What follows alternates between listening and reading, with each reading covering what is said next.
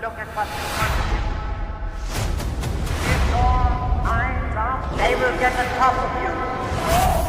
Hey, keep from going notice. Moving up and down again. Moving up and down again. There are many kinds of death, and some are better than others.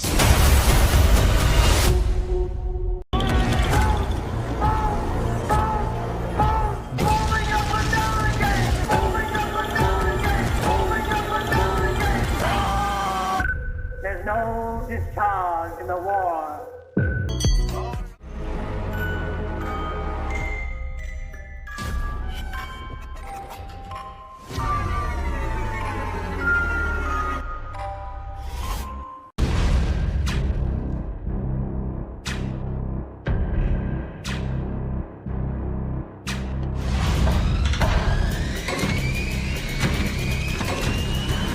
Okay, you guys have asked for it, and here it is. We're about to start production of season 4.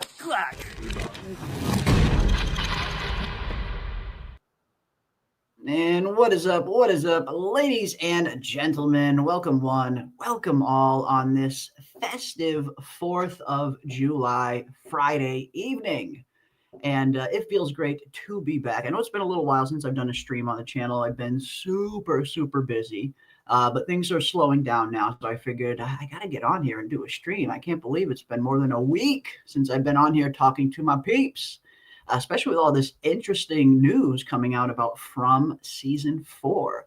We officially got our first semi-promo for From Season 4 directly from Harold Perrineau and Ricky He themselves, confirming what we all suspected, that filming is indeed starting, which is great news. I know a lot of us have been dying for something, anything, any kind of confirmation to point us in the right direction that can give us a little bit of an estimate as to when we can maybe expect to see From on our screens again.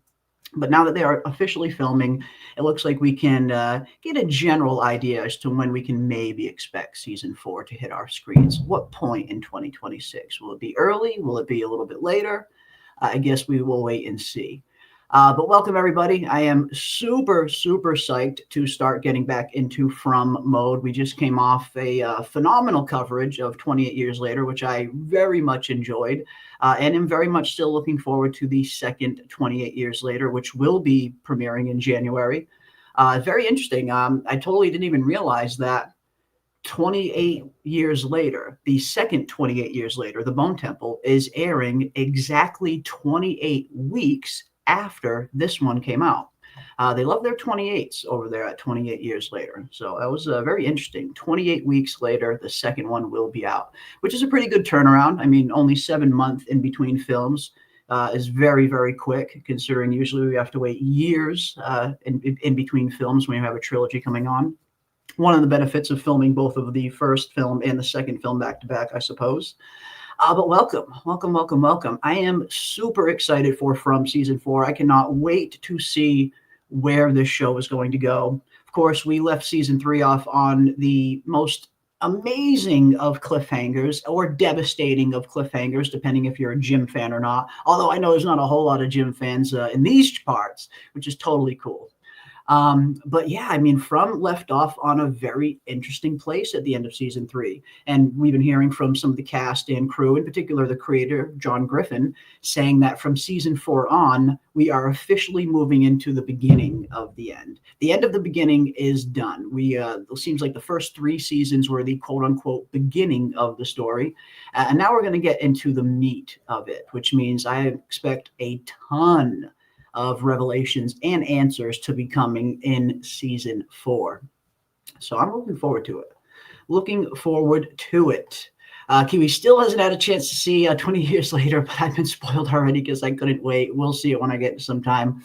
Yeah, the spoilers are well out there by now, unfortunately. It was an interesting film. I mean, anyone who was following our coverage of 28 Years Later, you know how incredibly excited PM and I both were for 28 Years Later. And I thought it was a good film. I thought it was a decent film. It wasn't as good as I was hoping for, I'll be honest. But I did really enjoy most of it. There were parts of that film that I really did love, and some parts I didn't love so much. But I'm looking forward to seeing the next iteration. Where is the story going to go from there? That's going to be very interesting to see what is going to be in store for the Bone Temple. And of course, what is going to be in store with us for From Season 4, now that the beginning is officially over. The beginning is over, guys. The beginning of From has come to a conclusion. Now we are getting into the thick of it from Season 4 on. So I get the feeling we're going to have a pretty wild From Season 4 with a lot of revelations I'm expecting. But welcome one, welcome all. Let's see who we got here. We got Ragnarok in the house. What is up, Ragnarok Falls? Good to see you, my friend. We got the Frumley in the building. We got Samuel in the house. Welcome, Samuel. Good to see you as well. We got the Road Prince. Jeremy is back. Yes, I am back. I am back. It's I mean, I think this is the first time I've gone a full week without streaming, maybe since the channel started. So I apologize for that. I've been super busy, but I figured I got to get out there and do a stream. It's been too long. And apologies if you hear a lot of what sounds like gunshots in the background. I promise you it is not that. It is strictly fireworks. We have a lot of eager people celebrating the 4th of July in my neighborhood right now. So apologies for the noise in the background if you hear it. But welcome. Welcome, welcome, welcome. We got Kiwi in the house. Welcome, Kiwi. We've got Starlight CC. Welcome, Starlight. Good to see you, my friend. Welcome, welcome, welcome. We got Big Dago in the building. What is up, Big Dago? Yes, the Frumley. It is almost time for the Frumley to reassemble. Love it. Love it, love it, love it. It's gonna be interesting. I think this is gonna be an interesting season. I think it's going to be interesting. We shall see.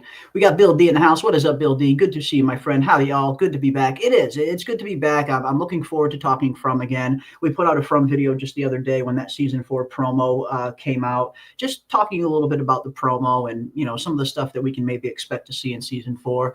And that's one thing about the way season 3 left off. Yes, we got some interesting definitive answers about a few things, but I mean, there's still so much that they need to cover, so much that they need to wrap up before this show comes to a conclusion. So I am expecting season 4 to be a heavy answer season. At least I'm hoping. At least I'm very well hoping. We shall see. We shall see. Got Purple Alizé in the house. What is up, Purple Alizé? Good to see you. Welcome, welcome, welcome. Got Rosalia in the house. Welcome, welcome, welcome. Got Elliot in the building. What is up, Elliot? Let's go, 2025. It's been an interesting 2025 up until this point in terms of TV and film. It's been an interesting year. I do think 2026 is going to be the year, like the freaking huge big year for film and television. I really think next year is going to be that year.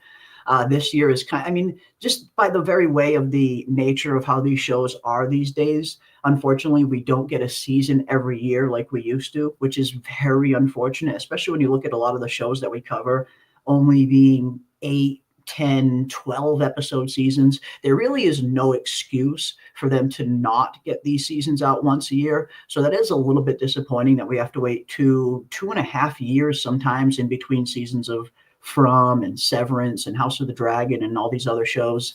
It is disappointing. But I do think 2026 is going to be a big year for television. We have From coming back. We have House of the Dragon coming back. We have A Night of the Seven Kingdoms. We have The Next 28 Years Later. Shogun is starting their filming.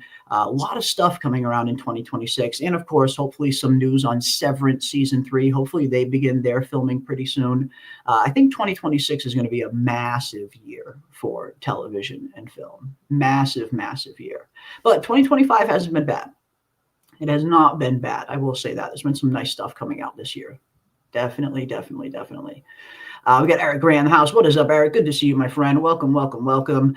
Kiwi says, I think we'll see Jim again. I think we'll see Jim again with Julie's story walking. So I'm not really bothered that he's dead. Yeah, I mean, that is a lot of people do tend to think we're going to see Jim again.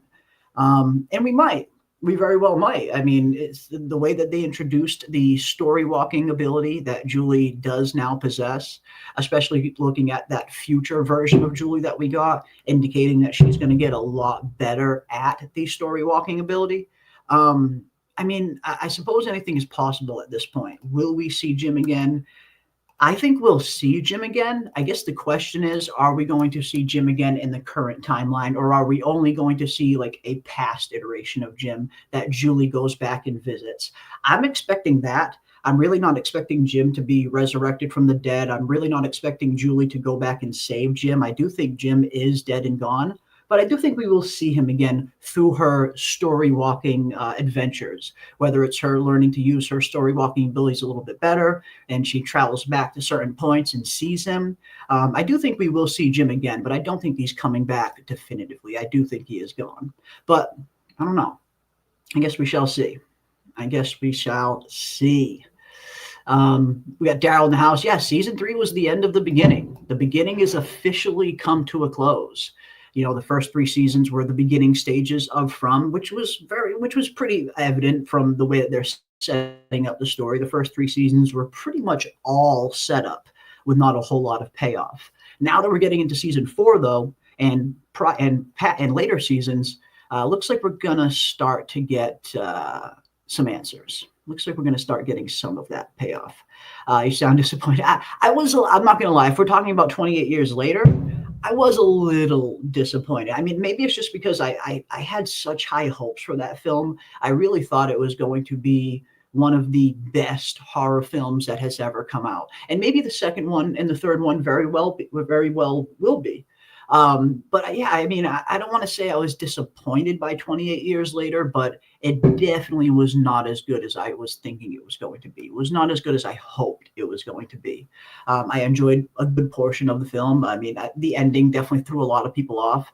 I wasn't a huge fan of the ending myself. I at least understand what they were going for. That was one thing you saw a lot of people going around just saying, just trashing the ending, saying the ending was bad, but you never really saw anyone giving any valid explanation as to why it was bad. So that was one thing I really wanted to emphasize in my breakdown video, which I did. I go very much in depth in my breakdown video as to why the ending didn't work for me. I didn't want to be another one of those reviewers that just said the ending sucked without giving any definitive reason as to why. So I do go into pretty in-depth discussion on why the ending didn't work for me personally. But I do at least understand what Danny Boyle and Alex Garland were going for. For me, it just missed the mark a little bit. But I'm still very intrigued and still very much looking forward to seeing the second. We shall see. We got Minerva in the house. What is up, Minerva? Good to see you. Welcome, welcome, welcome. Welcome, welcome, welcome. Haven't been watching for a bit and behind, but I didn't know it's ending. Yeah, I mean, that's the thing with From. We've all been guessing how many seasons we're going to get. Is it going to be 5? Is it going to be 10? I mean, if season 3 was the beginning of the ending, then, I mean, I could definitely expect them to kind of aim for like that 5 or 6 seasons mark, right around there. I think if the first 3 seasons were the beginning, then logically you should, if they are following a similar pace, I could definitely see them wrapping everything up between 5 and 6 seasons. I guess it all depends on how much they're really planning to do. How much of a story did John Griffin kind of craft? But if the first 3 seasons were at this kind of a pace, which was pretty much all set up, I'm very much expecting seasons 4, 5, and a potential 6 to be much more fast paced. Like the show is going to move at a much quicker pace in season 4 than it were for the first 3 seasons. The beginning is over. The setup is done. Now it's time to start paying these things off. So when you get to the payoff portion of a show, especially a mystery box show, you tend to see the pace pick up drastically once the answers start coming. So yeah, I could see them potentially wrapping everything up in 5 or maybe 6 seasons or so. I mean, I want them to get as many seasons as they need to tell the story properly. If that's 5, great. If that's 6, great. If that's 7, great. But you definitely don't want them to stretch it past its welcome, of course. I mean, we've seen shows that start off super, super good, kind of overstay their welcome, and they kind of get stretched past the expiration date, and they kind of get reduced in quality, that kind of gets diluted a little bit, like Walking Dead, Supernatural. A lot of these shows that had really, really great first 4 or 5 seasons or so started to really teeter off into kind of horrible writing towards the end because they get kind of stretched it past its expiration date. Yeah, Survivor is an ending. I don't know if Survivor is ever ending. Man, isn't Survivor like the longest running show on right now currently? I think Survivor is like the longest running show. I don't know if that show will ever end. That's crazy. That show's been on forever. I agree, Jeremy. It has to be answers heavy, or they're running out of time, and we won't get all the answers. Yeah. From season 4 on, they definitely need to start answering a lot more of this stuff. And I think that was what they were kind of hinting at with the season 3 finale, with giving us the answers to the monsters, and a little bit of more context as to the Ankui children, who they were, who the monsters really were, how they were the original parents of the children. Giving us some kind of definitive answers like that definitely tells me that they're heading in from season 4 on. They're definitely heading into answers. They're heading into that payoff area. So I am expecting us to get a lot more answers in season 4 than we've gotten in all of the 3 seasons combined up until this point. And I am expecting the pacing to probably start getting picked up a little bit more once those answers start coming. But it should be interesting.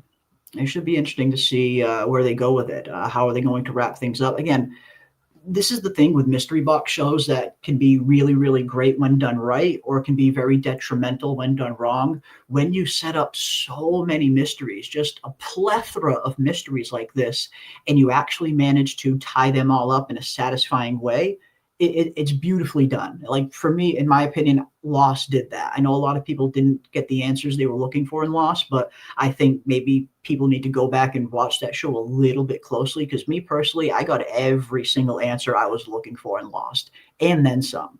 So I do think Lost wrapped it up right, even though they originally didn't even have a plan after season 1, which is pretty impressive considering where that show started to where it ended. So I'm hoping that we get something similar to that, because with all of these mysteries that they set up, they do need to pay these things off. They can't just leave the bulk of this open-ended, because that will be very disappointing.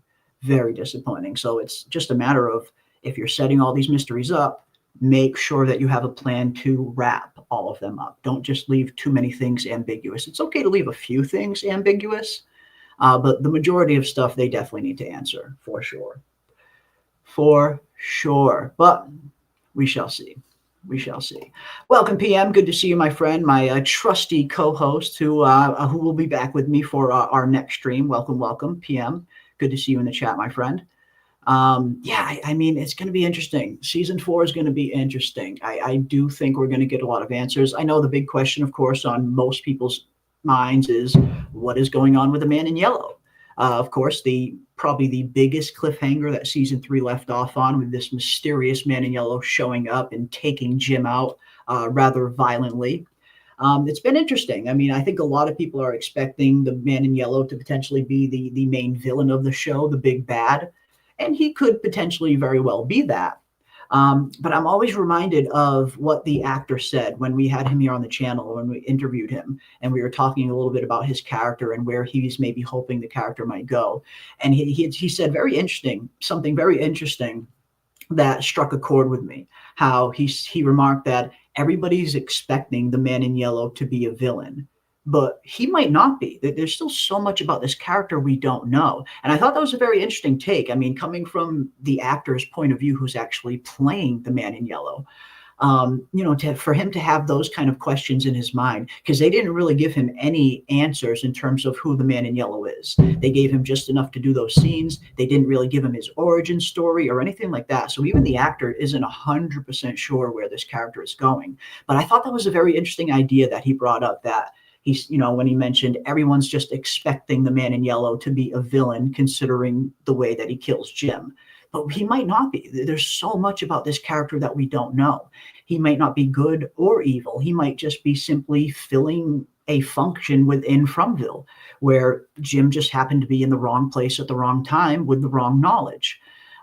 So I thought that was a very interesting take coming from the actor's perspective, that maybe the Man in Yellow isn't evil. Maybe he isn't this big bad villain. Maybe we just don't have enough context as to who he is and why he did what he did. I always thought that was an interesting idea.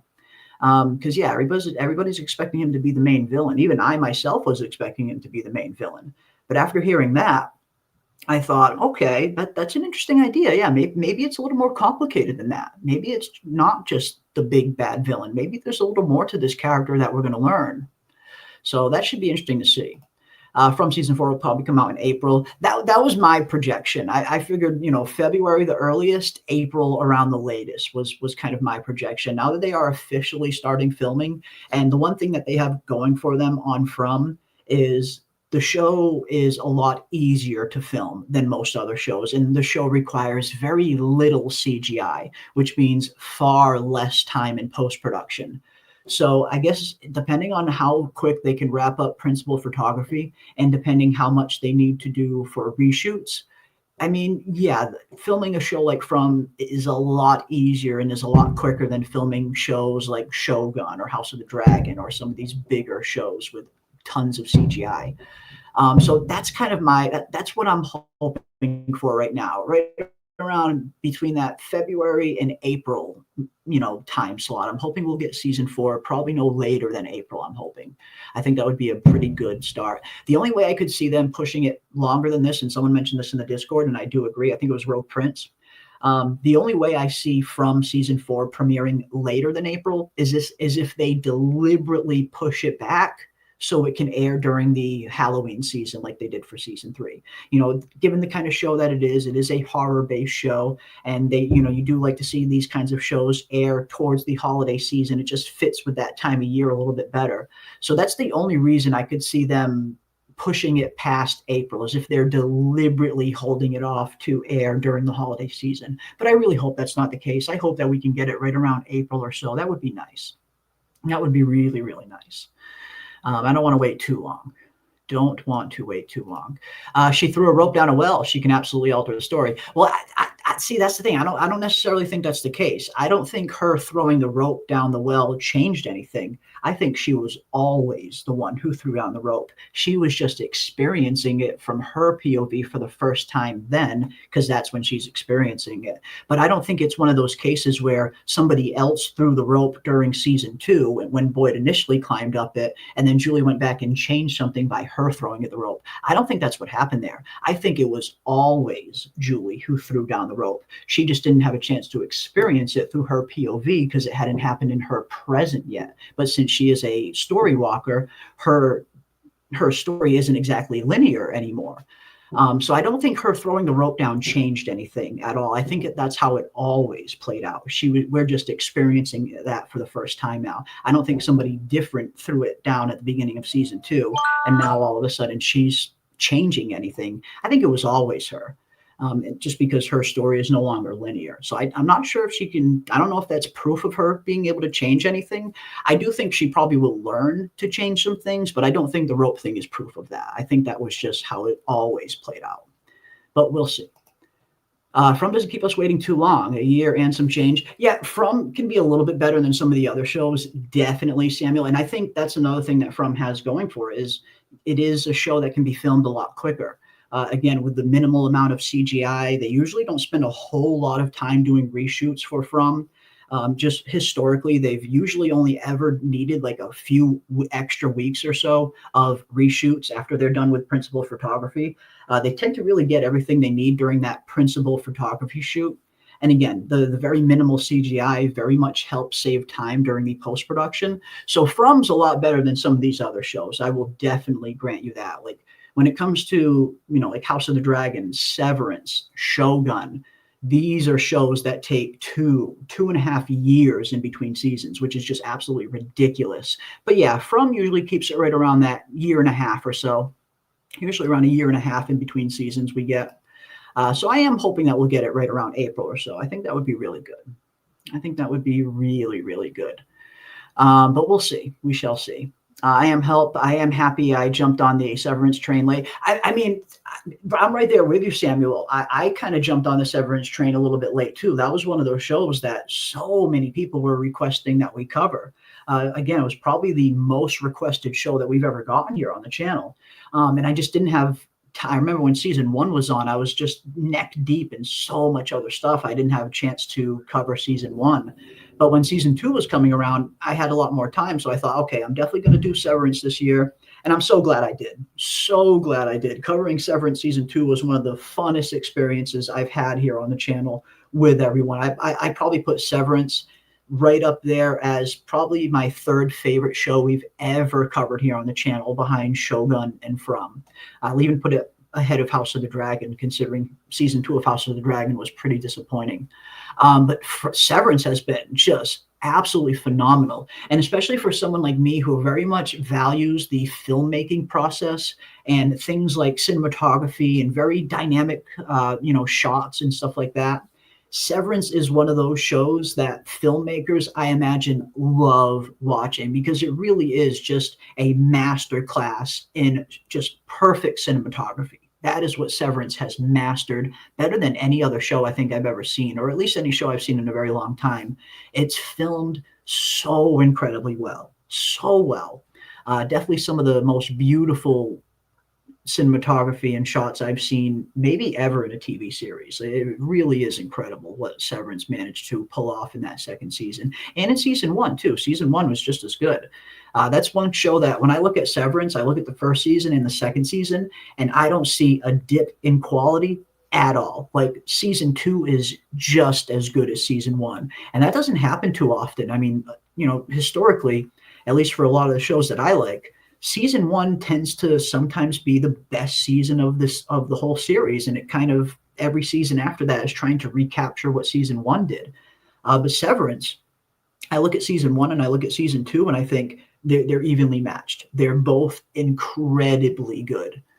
So I was super excited and super pleased with Severance season 2. I thought they nailed it out of the park in terms of a follow-up season that really lives up to the first. Bill D says, I theorize that Victor may have stolen his gun from the Western Star monster in the caves. Okay. I have not looked to see if Western Star has a gun. If he has it, why not use it? No ammo, if no gun on Western Star, then why? I have looked, and he doesn't carry a gun. Well, at least he doesn't have a holster. He doesn't have a holster or anything like that. Because I have looked for that too. Because ever since we found out that his designation was quote unquote Western Star, part of me thought, I'm like, okay, was he an old Western Star? Was that just code? Was he maybe an actor of some kind? Why Western Star? It's a very, very weird designation to give that character. So I'm right there with you, Bill. The first thing I thought was, is there at any point was he carrying a gun? And just based on what I've seen, the shots that I've seen, it doesn't look like he has a holster on him. It doesn't look like he ever has a gun on his hip or anything like that.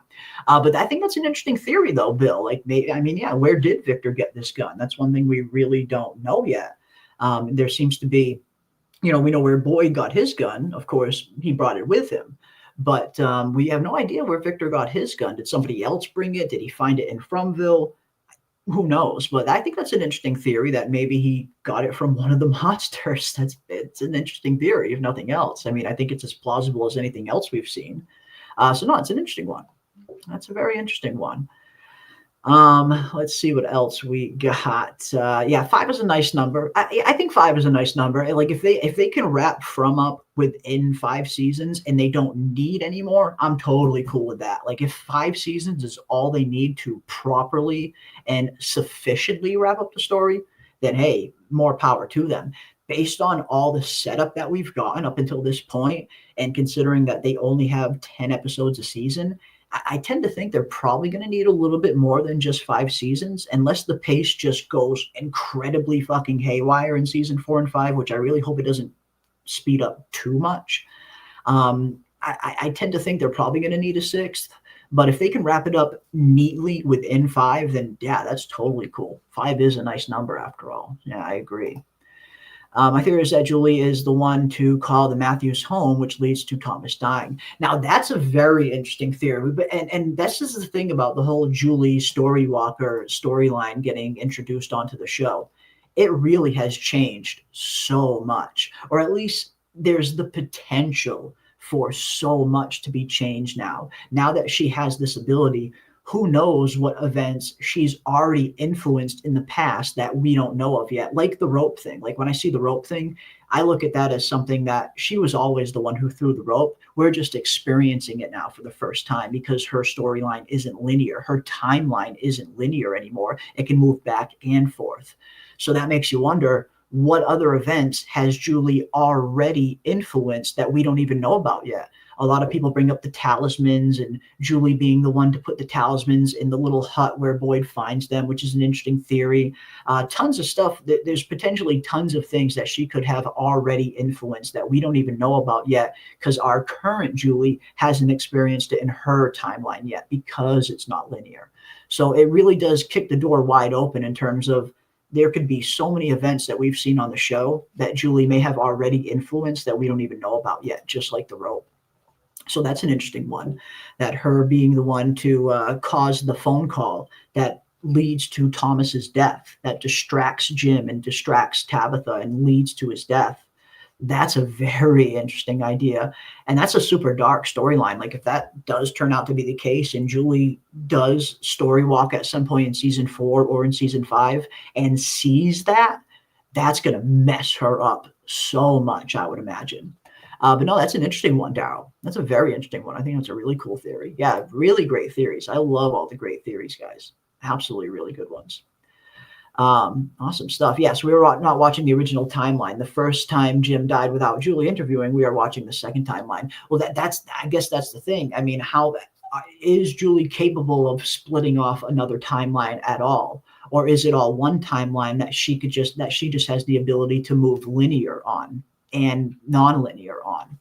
And this is why I get a little bit nervous with the whole Julie story walking thing, because just the very nature of time travel being introduced into a show that isn't based around time travel always makes me nervous. Again, the time travel season on Lost nearly ruined that show, in my opinion. They managed to kind of pull it back right at the end, and they had kind of a logical ending. But the time travel storyline on Lost nearly ruined the entire show, in my opinion. Luckily, they didn't. But I do get a little bit nervous with this story walking ability of Julie's. How far are they going to go with it? How much are they going to change? How much stuff is she going to have already influenced? It's exciting and nerve-wracking all at the same time for me, just because I'm very weary of time travel. I'm not the biggest fan of time travel stories. A lot of them tend not to make a whole lot of sense. But that's just me. We'll see. We shall see. I guess it's going to be interesting to see how far they go with Julie's story walking ability. Perhaps it's complex. There is no villain, just retribution and soul condemnation. We punish ourselves for our own shortcomings. And if you're referring to the man in yellow, I mean, that's the thing about him.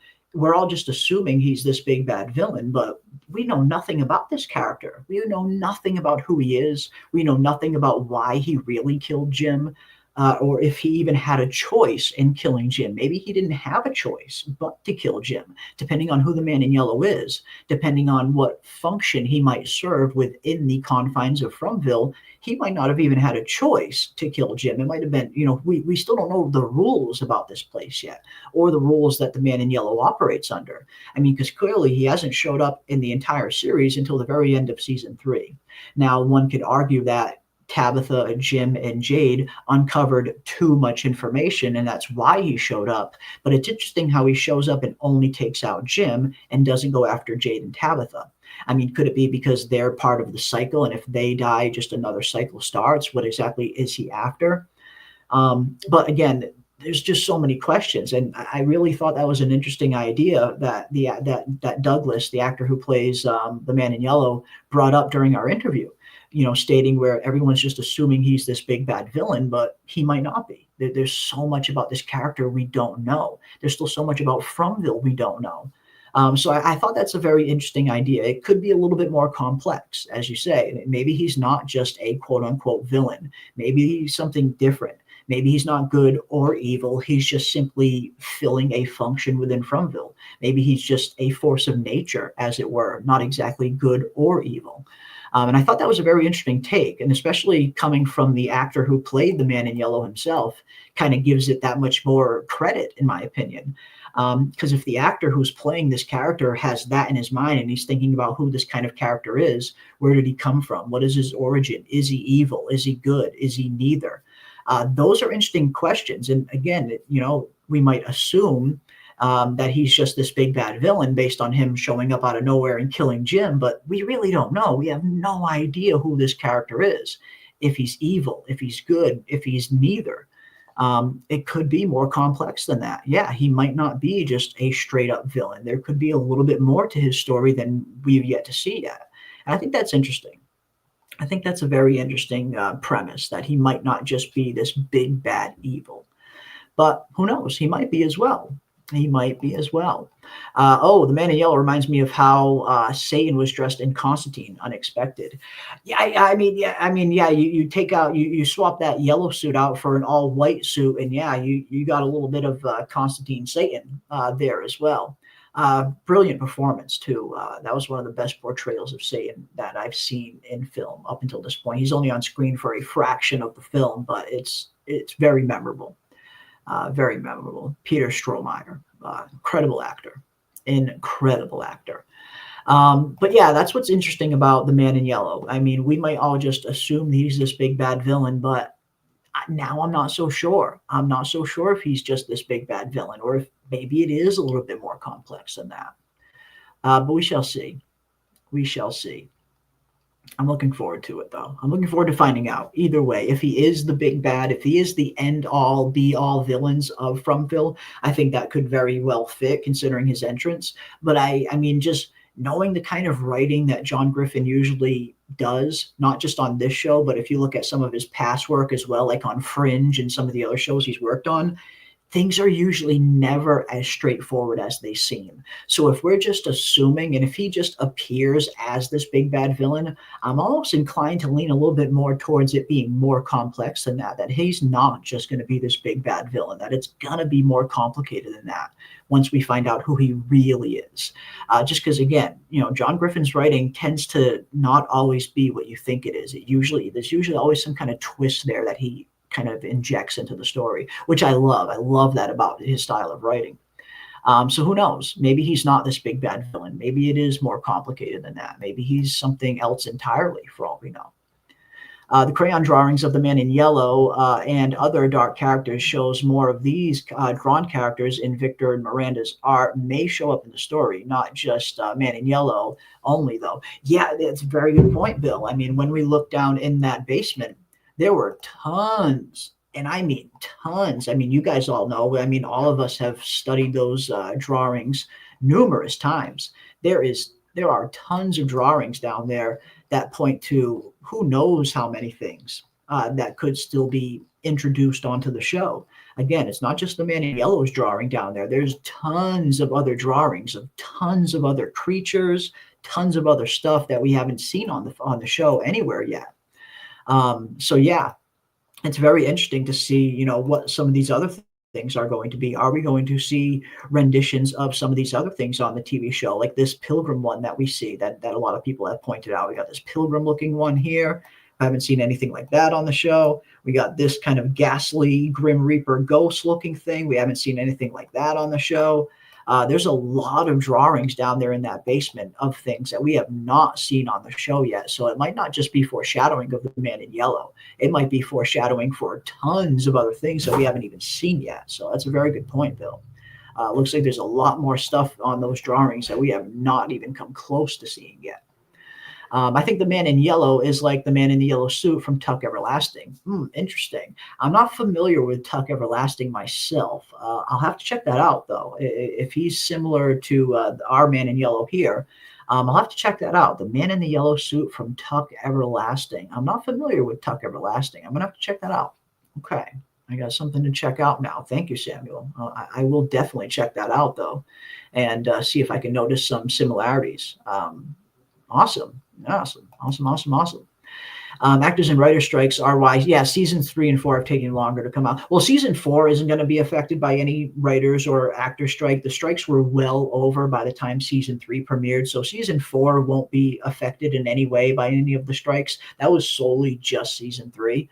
So season 4 should be a lot of a quicker hiatus in between than we got between seasons 2 and 3, because the strikes were already well done by the time they started writing and filming season 4. So I don't expect season 4 to be affected in any way by the strikes, but season 3 definitely was affected. I mean, we probably got from 6 months later than we would have because of the strikes. Easily 6 months later. We probably would have got it 6 months sooner, maybe even more. but we'll see. Yeah, I mean, and that's the thing. A lot of people are rewatching From right now, and I think right now is a perfect time, Daryl. I 100% agree with you. Knowing that we probably will be getting it, early 2026, maybe April 2026, right around there or so.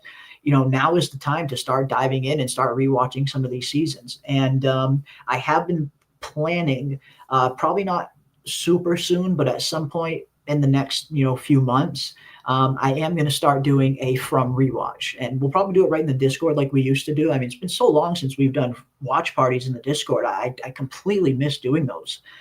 So I'm definitely thinking of doing a complete From rewatch, seasons 1, 2, and 3. Watch all 3 seasons right from the beginning and just plow through all of it and see what new stuff we can pick up on. Because again, even after so many, like you said, countless times watching these shows, right? We've watched all of these seasons countless times up until now. And I feel like we still end up finding some new stuff here and there that we didn't see the first 100 times we watched it. And that's kind of the fun part of going back and revisiting From after a new season comes out. You start getting more context, you start getting a little bit more answers. And then all of a sudden you go back to the earlier seasons and you start noticing things that you just couldn't have noticed earlier because you didn't have context for them. So yeah, it's always fun to go back and do some rewatches. So I'm thinking over the next few months, we will start doing a complete rewatch watch party in the Discord. We'll do seasons 1, 2, and 3 for sure. And yes, you should definitely check out Severance too. Anyone who has not seen Severance, I would highly recommend checking it out. Obviously, it's not horror like From is, but it does have a lot of the heavy kind of mystery aspect that From does, just in a sci-fi kind of, through a sci-fi lens instead of a horror lens is pretty much the difference between From and Severance. But if you like the mystery aspect of From, you're gonna like the mystery aspect of Severance, or at least most people do. Not everybody does, but the majority of people who like From also really like Severance, I found. There's a big crossover there in terms of the fan bases. And again, rightfully so. If you like those kind of mystery things, Severance is one of those shows that you should definitely see. Even if you aren't into sci-fi, if you're just into kind of mystery stuff, Severance is one of those shows where you're definitely missing out if you're not checking it out if you like the mystery angle, because Severance does it super good. They weave this, like the way that they set up the company of Lumen in particular, they set up this incredibly mysterious company that you really have no idea what they're really doing, what they're really up to. Even at the end of season 2, when they start revealing a little bit more about their Cold Harbor project, which I won't spoil for anybody who hasn't seen it and is planning on watching it. I promise no spoilers.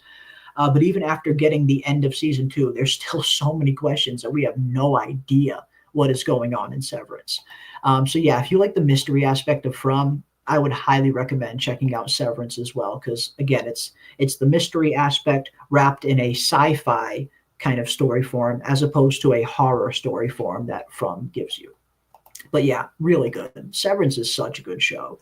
And even if you're just a fan of good filmmaking, if you're a fan of just good storytelling that makes sense, that doesn't kind of go off the freaking deep end and start getting crazy, that's very grounded. Severance is, it's sci-fi, of course, but it's very grounded sci-fi. Things actually make sense when they explain them, and you get answers a lot faster. It's not one of those shows that sets up all these mysteries and takes 4 or 5 seasons to answer them like From is. Severance gives you answers much quicker, and it's a little bit more satisfying for some people who don't like waiting for the answers.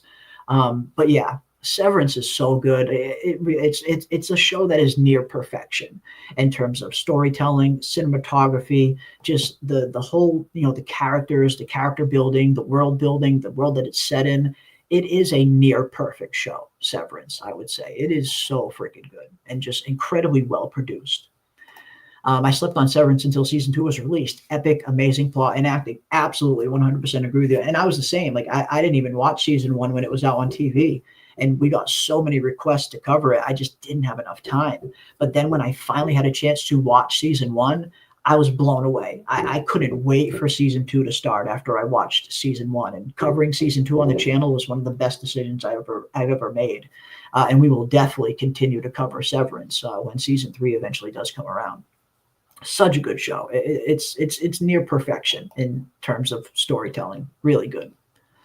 I think the Man in Yellow's role in season 4 is the enforcer, to make sure no one digs deep. That's why he got rid of Jim, and that could be a part of it. Where if people come a little too close to discovering too much information, maybe that is the function the Man in Yellow serves. He has to show up and stop people from finding out too much, or at very least, stop the wrong people from finding out too much. Because it's very interesting. All of the information that was uncovered at the end of season 3 is information that Jim, Tabitha, and Jade all know. Yet the Man in Yellow only came after Jim, not Jade and Tabitha. So it could be one of those things where if the wrong person learns too much, then he shows up.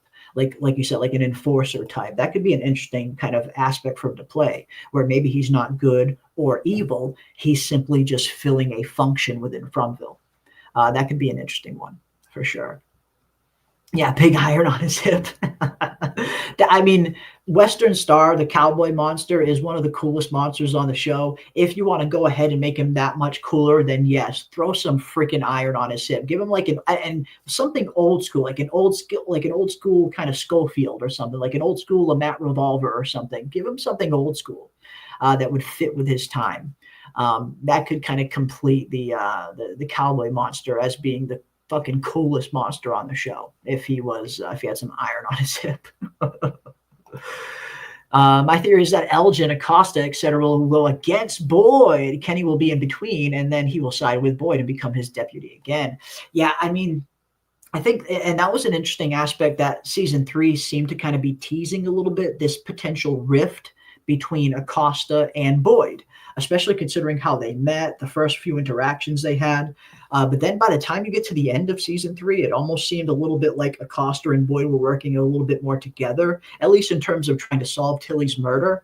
But I get the feeling that animosity is still going to be there. So yeah, I could totally see that being the case, where maybe Boyd and Acosta might clash a little bit in season 4 if they don't really agree in terms of the approach to things. Again, Acosta did actually watch Boyd torture Elgin, which she was totally against. Like Acosta was completely against Boyd torturing Elgin. Maybe her watching Boyd do that could be enough to turn her against Boyd in season 4. Absolutely. I could definitely see these two characters coming to another clash in season 4. And if that is the case, yeah, it could be interesting to see what other surrounding characters side with Boyd, what other surrounding characters side with Acosta. Because that was another big part of the storyline in season 3, was the town as a whole was slowly starting to lose faith in Boyd. We started to see that. They started to question him more and more. They started to not, trust his judgment more and more.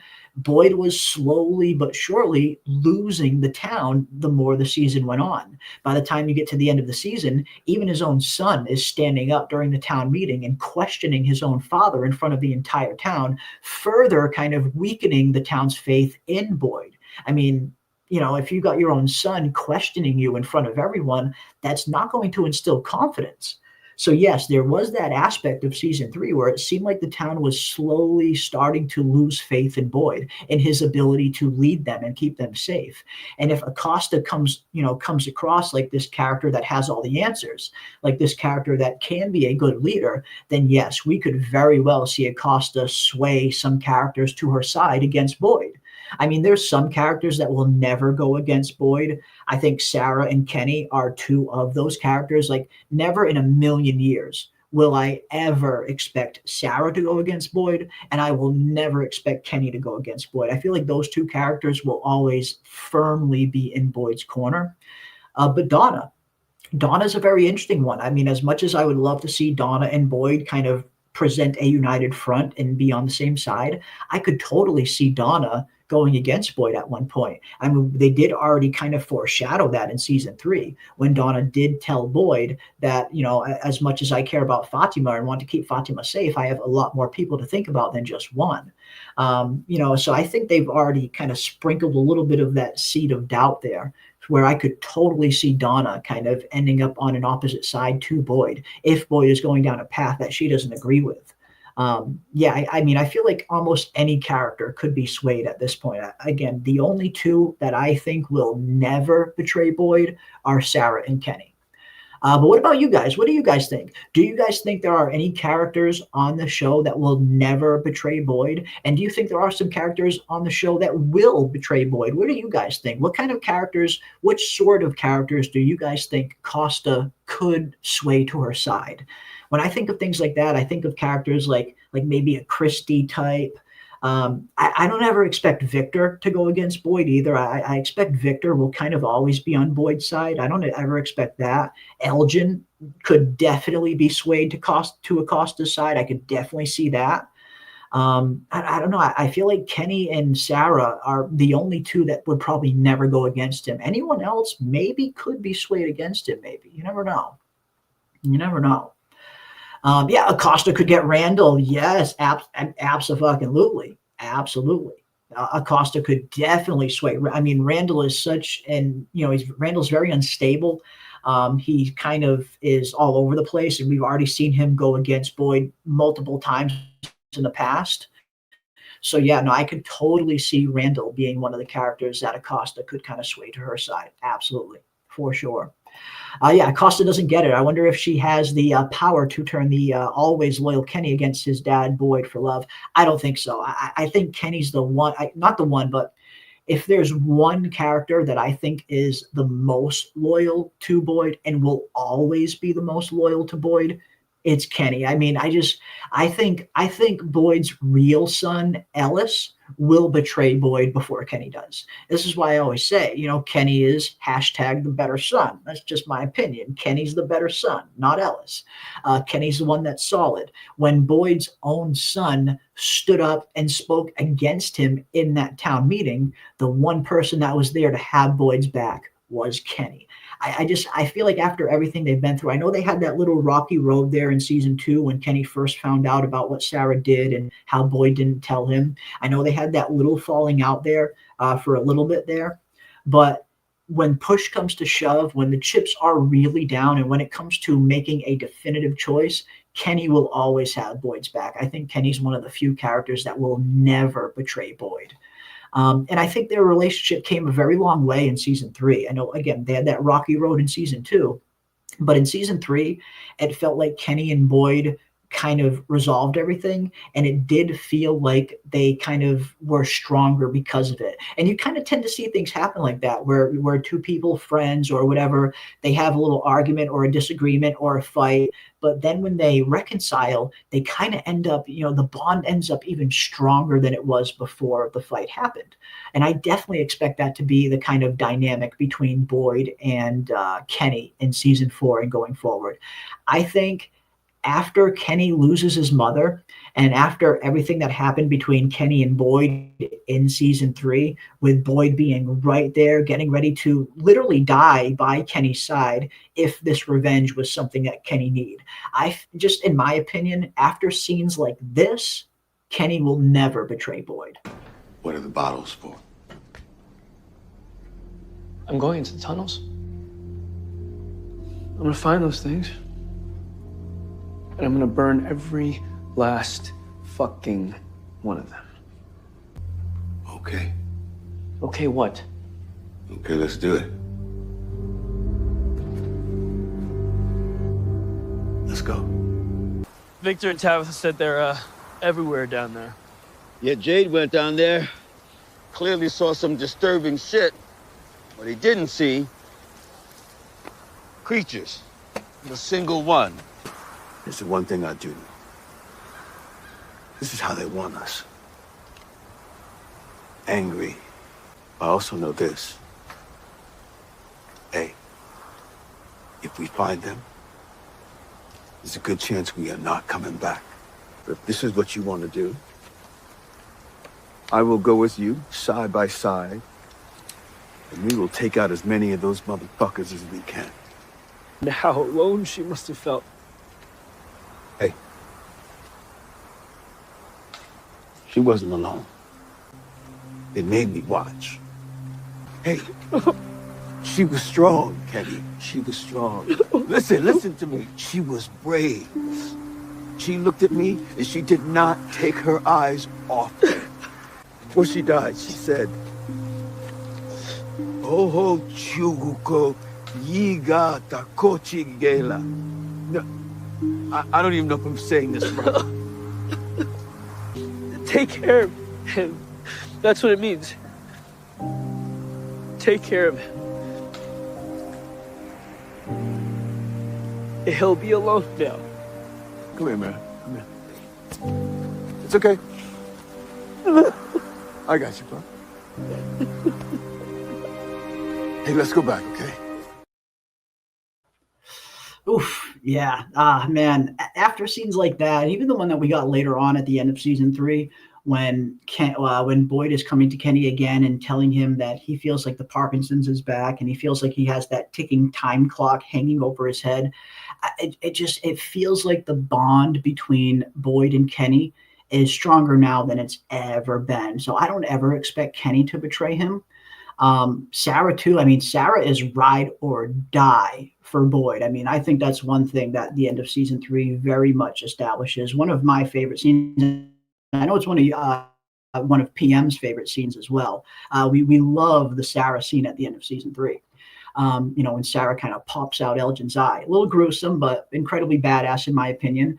And I feel like Sarah is the only one that's even close to Kenny in terms of just being 100% loyal to Boyd and will never betray him.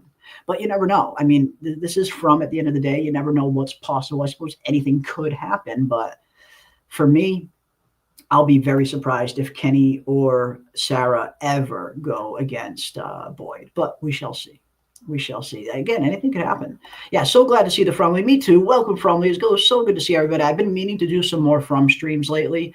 And again, I've been super deep into our 28 Years Later coverage, which was so fun. I mean, I loved covering that film, even if the actual movie itself didn't live up to all of the expectations that I had for it. I still enjoyed it. Still very much am looking forward to the Bone Temple, and we'll definitely cover that a little bit more extensively once they actually drop a trailer for the next film. We'll definitely start talking a lot more 28 Years Later around then as well, because I am looking forward to seeing what's going to happen in the second film.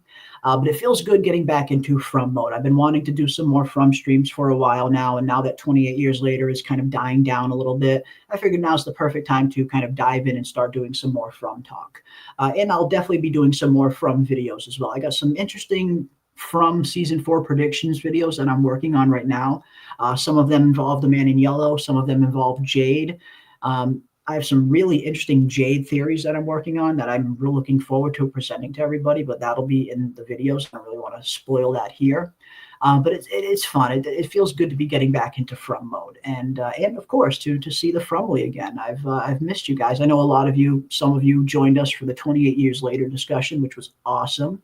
But yeah, it's nice to be getting back into From. I feel like From will always be like one of, if not the main shows that we cover here on the channel. Even though it started off as a Song of Ice and Fire channel, From has quickly become one of, if not my favorite shows to cover, right up there with Shogun and Severance.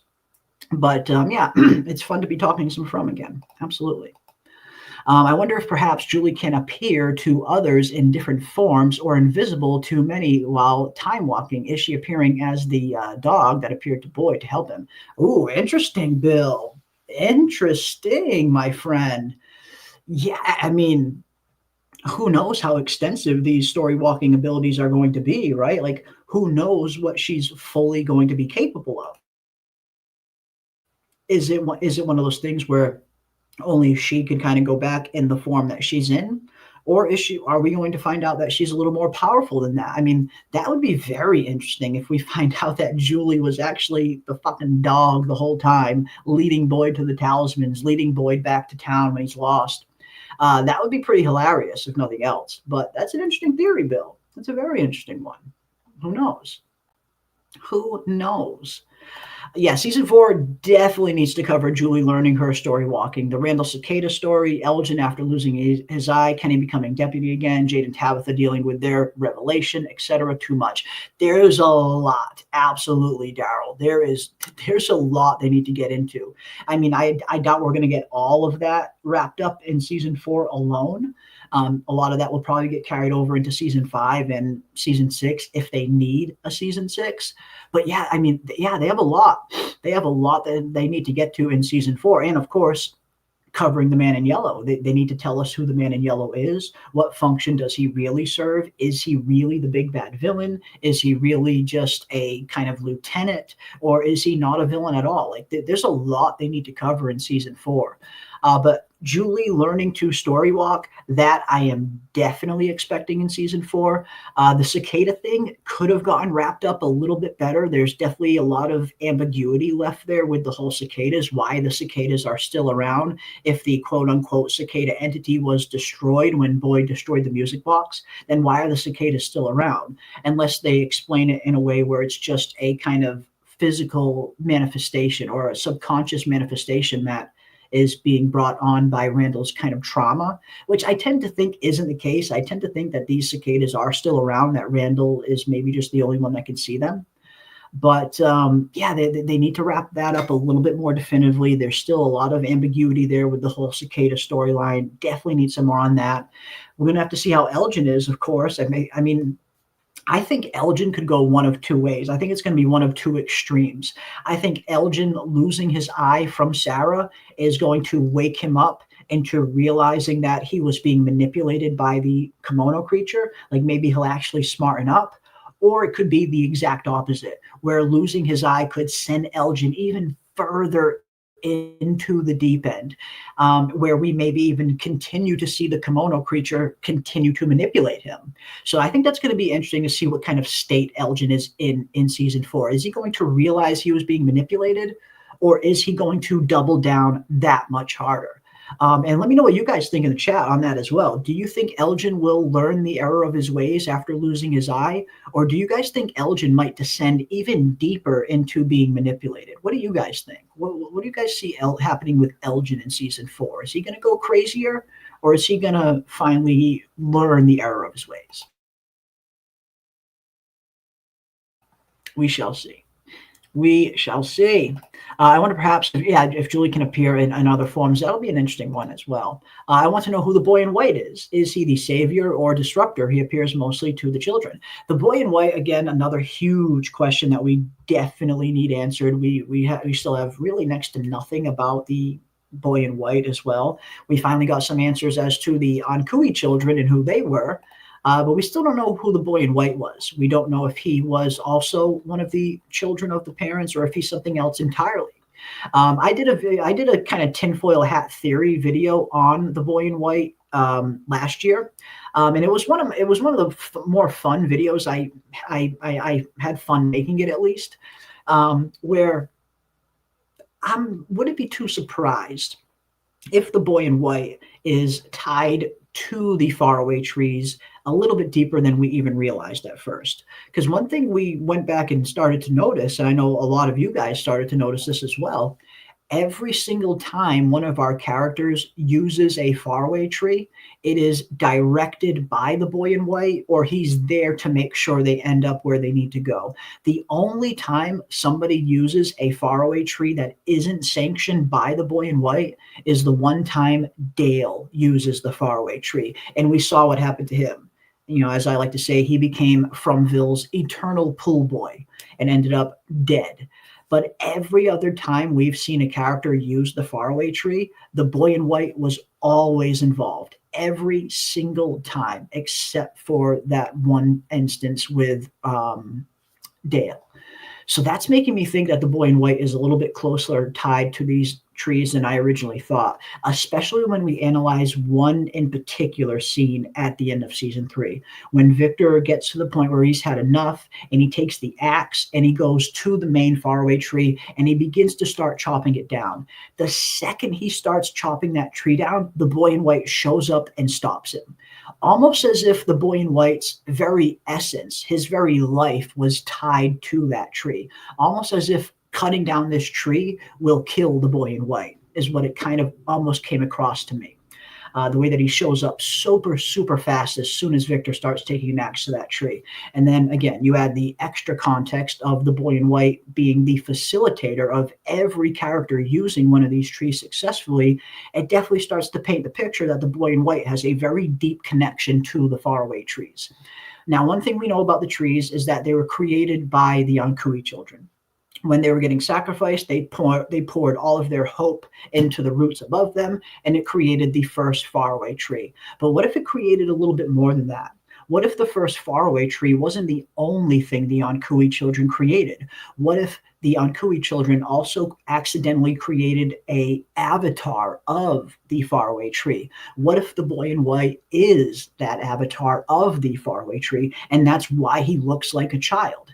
If the Onkui children are going to kind of conjure some kind of spirit from nothing but their will and their hope, you stand to reason. I think it stands to reason that that spirit might be in the form of a child.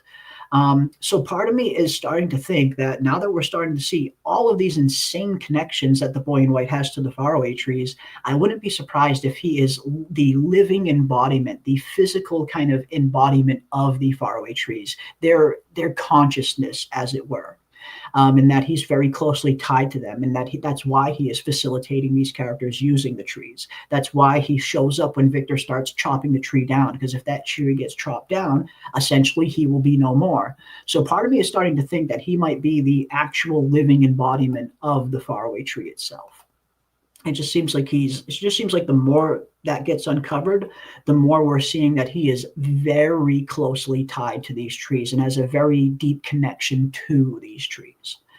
So I wouldn't be surprised if when the Onkui children created the tree, they accidentally, or also with it, created a kind of avatar in which the tree can interact with people through. But we shall see.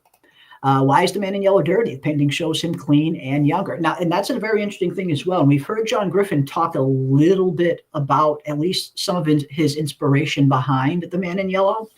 He talks about, I believe he talks about driving around LA one year, and he sees a man dressed in a yellow suit, super clean, super, fresh, looks good. And then apparently like a year later, he saw that exact same guy in that same yellow suit, but he was all disheveled and a mess at that point. And that kind of gave John Griffin some of the basis for what the man in yellow was going to look like. So yeah, it's almost like he put that into the show because, as you mentioned, when we see the man in yellow for the first time, or at least when we first are introduced to the man in yellow through the painting, he's super clean. I mean, the suit looks super clean, super fresh. It doesn't look like it's a big mess or anything. He just looks regular. Here he is. We see him, and he also looks a lot younger as well. We see him, his hair isn't gray yet. He looks a lot younger here. So it definitely seems like the man in yellow has aged over time. But why exactly is that? How come he looks clean when Miranda saw him? And I'm only assuming that this is the version that Miranda saw. I mean, these are all Miranda's paintings. So if Miranda saw the man in yellow, it looks like Miranda saw an earlier version of the man in yellow, a younger version of the man in yellow, one whose hair isn't gray yet, one whose suit isn't a tattered mess yet. But then, of course, when we see him all these years later, he is a mess. The suit's a mess. It's all open. His hair is gray now. He's a lot older. So yeah, what exactly happened to the man in yellow? Is the man in yellow kind of decaying? Is there something happening to the man in yellow? Is there something happening to Fromville that is making the man in yellow decay over time? That is something they very much need to explain. Why does he look super young and super fresh and super clean in the painting, yet when we see him, he's an older, disheveled mess? That is something they definitely need to explain, because it almost looks like two different characters at one point, with how young he looks in the painting and how old he looks when we actually see him. So yeah, they definitely need to explain that. Definitely need to explain what is going on with the man in yellow and why he appears the way he appears. It looks like we got 5 gifted memberships from Robert Saunders. Thank you so much, Robert, my friend. You've always been a huge supporter of the channel. I cannot thank you enough, my friend. And of course, you always know your invite is always open anytime you want to come on and present some of your big theories on stream, you are always welcome on here, my friend. All you got to do is DM me anytime you are ready, and you are more than welcome on here. But thank you so much for the gift of the 5 memberships. 1, 2, 3, 4, 5 memberships gifted from my pal Robert Saunders, and I owe you a whoa, my friend. Awesome stuff. Thank you so much. I very much appreciate the support. Very much appreciate the support. And Robert's been one of the coolest members of the Fromville community ever since day one. Has had some of the coolest theories. I know most of us, probably all of us, love Robert's theories. He always comes up with some really good ones.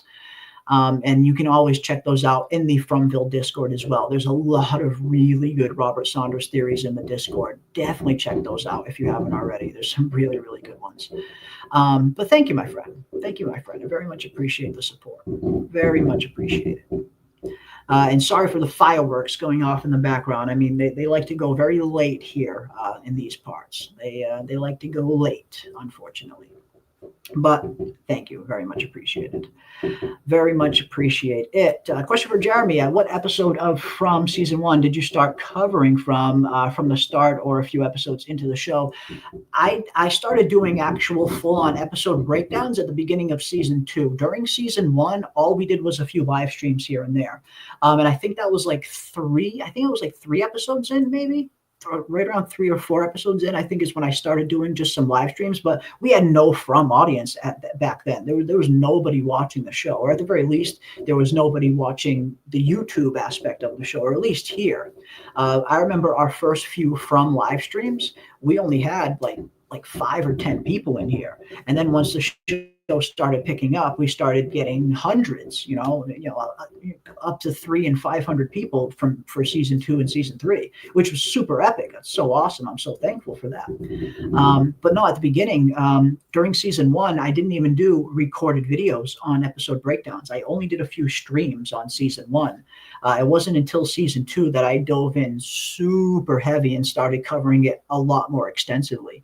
But during season 1, I think right around like the 3rd or 4th episode, me and my old co-host Aldous and Ravener. Ravener was here for that as well. I think right around episode like 3 or 4 was when we first started covering some of the episodes, or at least talking about them on our Saturday live streams that we used to do. But yeah, season 2 was when we really started covering every episode in depth. And it's been super fun. Haven't turned back since. The colors absolutely are the key. You are right. I'm really looking forward to you telling us more about it. Yes, Robert has some very interesting theories surrounding some of the numbers that we see in From, and some of these color theories as well. And there's been a lot of interesting theories breaking down some of the color schemes in From, why they're specifically using some of these colors over and over and over again. A lot of people have noticed a lot of, like, a certain handful of colors just keep repeating over and over again. And a lot of people have come up with some interesting theories as to why that is, Robert included. So yeah, those are always some very interesting ones when you hear people kind of diving into some of the more obscure aspects of From, like the color theory stuff, what the numbers really mean and all of that.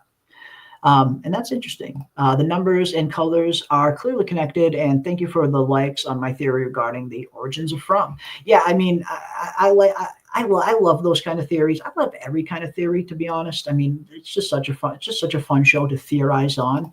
What is up, Crazy Mad? Good to see you, my friend. Long time no see. I need to catch up with you, Crazy Mad. I'm going to reach out to you after the stream, my friend, and we need to hang out. It's been a while since we've talked. I miss you, pal. But yeah, I mean, the color theories have been super interesting. The number theories have been pretty interesting. Up until recently, I kind of at first thought that the numbers, at least the 4s and the 7s, were kind of only a wink and a nod to Stephen King. Because of course, the numbers 4 and 7 are very closely tied to Stephen King. They're in a lot of his novels. But even if you look at who Stephen King is, he was born in 1947, and he's got a big 4 and a big 7 on the gates of his mansion as well. So the numbers 4 and 7 are very prevalent within Stephen King's universe. So at first, I thought all the 4s and 7s on From were just a wink and a nod to Stephen King. But they could very well be a lot more than that. And I like seeing some of the theories that you guys are coming up with for the numbers and the colors. Very interesting. I think the town will whip out the torches and pitchforks if they find out Fatima gave birth to Smiley. Now, that's going to be interesting, Samuel. I think that's going to be one of the more interesting storylines in season 4, is seeing not only how is the town going to react if they find out Fatima did give birth to Smiley, which I imagine, I mean, how are they going to find out, I guess is the question. Because as of right now, it seems like only Ellis, Kenny, Boyd, and Fatima know what happened. And of course, the monsters. But I have to imagine Boyd is going to want to keep that secret. I have to imagine Ellis is not going to want the town to know that his wife literally just gave birth to Smiley. So I have to imagine they're going to try to keep that a secret, but it could end up coming out. It easily could end up coming out. Hell, the monsters themselves could end up spilling the beans just to sow division. So that will be interesting. If the town as a whole does find out that Fatima gave birth to one of the monsters, yeah, I don't know if they're going to trust her. That we very well could see a torch and pitchforks kind of thing happening, where the town starts coming for Fatima, where they don't trust her, where they're afraid of her if they know that she gave birth to one of these monsters. So I could definitely see that being a very interesting storyline. And then you wonder, what is going to be going on with Fatima herself in season 4? Now, we've talked about this numerous times ever since that episode first aired. We've been talking about the potential possibility that Fatima might still have some kind of connection to Smiley. Like, these two characters might be connected indefinitely from now on. Because as we know, when Fatima was giving birth to Smiley, as she was in the act of giving birth, she seemed to kind of tap into his memories, at least so far as finding out who Smiley really was, who the monsters really were, that they were the original parents of the Onkui children. Fatima just miraculously kind of tapped into all of this when she was giving birth to him. So part of me is starting to think, or part of me has been thinking, that there's going to be a connection there, that even now that Smiley is gone, born, and he's back, I wouldn't be too surprised if there is some kind of latent connection between Fatima and Smiley, where these two characters are connected indefinitely from now on, psychically, spiritually, emotionally, maybe. There's a lot of wild and ridiculous season 4 leaks, which are ridiculous because season 4 hadn't even been written at the time these leaks came out. So they're really just fan theories disguised as leaks. We went over a few of them on stream a few months back, and they're just ridiculous. But one of them states that Ellis is going to kind of confront the monsters in season 4 and ask to see Smiley because he sees him as his son. It's just ridiculous. I don't ever expect that to really be the case. I don't think Ellis for any minute is going to look at Smiley and be like, "Oh, son, I want to know you. Let me teach you how to throw a freaking curveball." No, that's not going to happen. But I do think there could be some kind of connection between Fatima and Smiley. You know, just considering that she seemed to tap into his memories when she was giving birth to him, that means that there was some kind of deep connection established while she was in labor. But what's to say that connection isn't going to still be there after he's already born? So I wouldn't be too surprised if we see a very weird connection between Fatima and Smiley in season 4. But as you mentioned, it could be also very interesting if the town as a whole does find out that she gave birth to Smiley. That could definitely cause some problems for Fatima, for Boyd, for Ellis. We could very well see a torch and pitchfork kind of deal for sure. Acosta is a hothead lacking of vision and wisdom and prudence in keeping silent. Her reckless mouth shall cause more harm to the common good and well-being of all in dividing than unifying. And she does kind of seem like like that kind of character. I do agree with you, Bill. She does seem like the type of character where her natural instinct is to question things and to kind of sow division, as opposed to keeping things quiet and just staying discreet about some certain things. So yeah, I mean, even though we saw Boyd and Acosta kind of work together for a little bit, solving the murder of Tilly, we also then saw Acosta kind of freak out when Boyd was torturing Elgin. So yes, I very much could see Acosta and Boyd kind of clashing in this next season. And yeah, Acosta kind of sowing division out there, because she does. She seems like she is more of a divider than a unifier. I agree with you there for sure. Judas Kenny, that betrayal I wouldn't recover from. Me neither. I mean, that's a betrayal that I would not see coming, and that would be super devastating. Out of all of the betrayals, all of the possible betrayals that could happen on From, Kenny betraying Boyd would be the worst of them. I would rather see Ellis betray Boyd before I saw Kenny betray Boyd. Again, I think Kenny's the better son, but that's just me personally. But yes, that would be one of the most heartbreaking betrayals we could possibly see on the show. If Kenny does betray Boyd at some point, that would be the worst. But I'm not expecting it. I do think Kenny's going to stay very loyal. But that would be a tough one, PM. That would be a very tough one. I do agree with you there. That would be tough. Who will hurt Boyd the worst? Maybe the one who will betray him. Donna comes to mind due to their duality and Iffy Backy. Donna is the one that comes to mind the most for me as well, Purple Alizé. I 100% agree with you, because I feel like they already kind of laid a little bit of the groundwork when they started to not sow division between Boyd and Donna, but it was, like you said, it was a little bit rocky. There was some iffy back and forth there between Donna and Boyd at the end of season 3. So yes, I could very well see if Boyd is going down a path that Donna is very much against. That could be one of the worst betrayals we see on the show if Donna betrays Boyd. Because again, I mean, they are kind of fundamentally opposed when it comes to some of these issues. We saw Boyd in season 3, he was very adamant that he wanted to capture and interrogate one of these monsters. And we saw how much Donna was completely against that. So yes, ideologically, Donna and Boyd do have some differences there. They have some differences in terms of how they want to approach things, how they want to handle some of these problems. And I think that's because Donna and Boyd have different motives.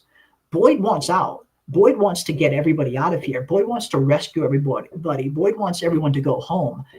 Donna, I'm not so sure she does. I mean, ever since the very end of the very first season, we saw Donna just completely freak out at the prospect of them going home because she was afraid of leaving this place. Not that she was afraid of leaving the monsters or anything like that, but Donna was clearly afraid of losing this family and this community that she has built up at Colony House. If they all get rescued, everybody living in Colony House, they all go back to points unknown. They all go back to their old lives, and Donna is left alone with no one because even her sister is gone yet. Donna has nobody in the real world, it seems. The only thing she has are these people at Colony House, is this family at Colony House.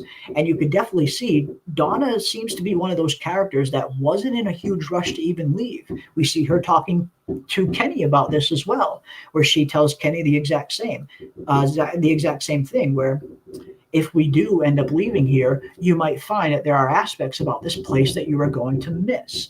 You know, of course, Donna was referring to Christy when she was talking to Kenny there, but the sentiment was still the same. Donna is one of those characters that she knows if they all get rescued, she is going to lose probably more than anyone else. She's going to lose this entire family that she has built up in Colony House. So for that reason, I don't think Donna's motives are the exact same as everybody else's. I don't think Donna wants to leave as much as everybody else. Similar to Victor.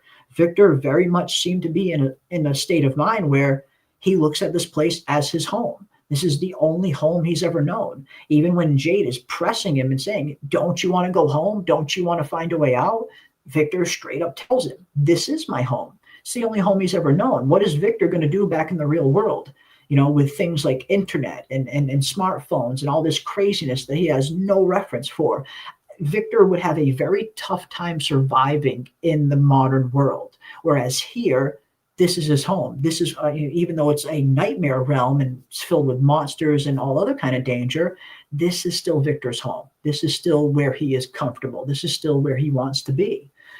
So I think Donna and Victor are a little bit similar. I mean, Victor a little bit more so because he's so traumatized, but there is that small aspect of Donna too, who doesn't want to leave because she doesn't want to lose the family she's built up at Colony House. So when you look at some of these characters' motives, they are kind of fundamentally opposed. So yes, I could totally see Donna and Boyd maybe coming to some kind of clash if they fundamentally don't agree with where they want to go. We could definitely see that for sure. Ellis, Kenny, and Christy won't turn on Boyd, in my opinion. Ellis, I mean, I want to hope, I really want to hope Ellis wouldn't, but I feel like Ellis really kind of showed a part of his true colors during that town meeting.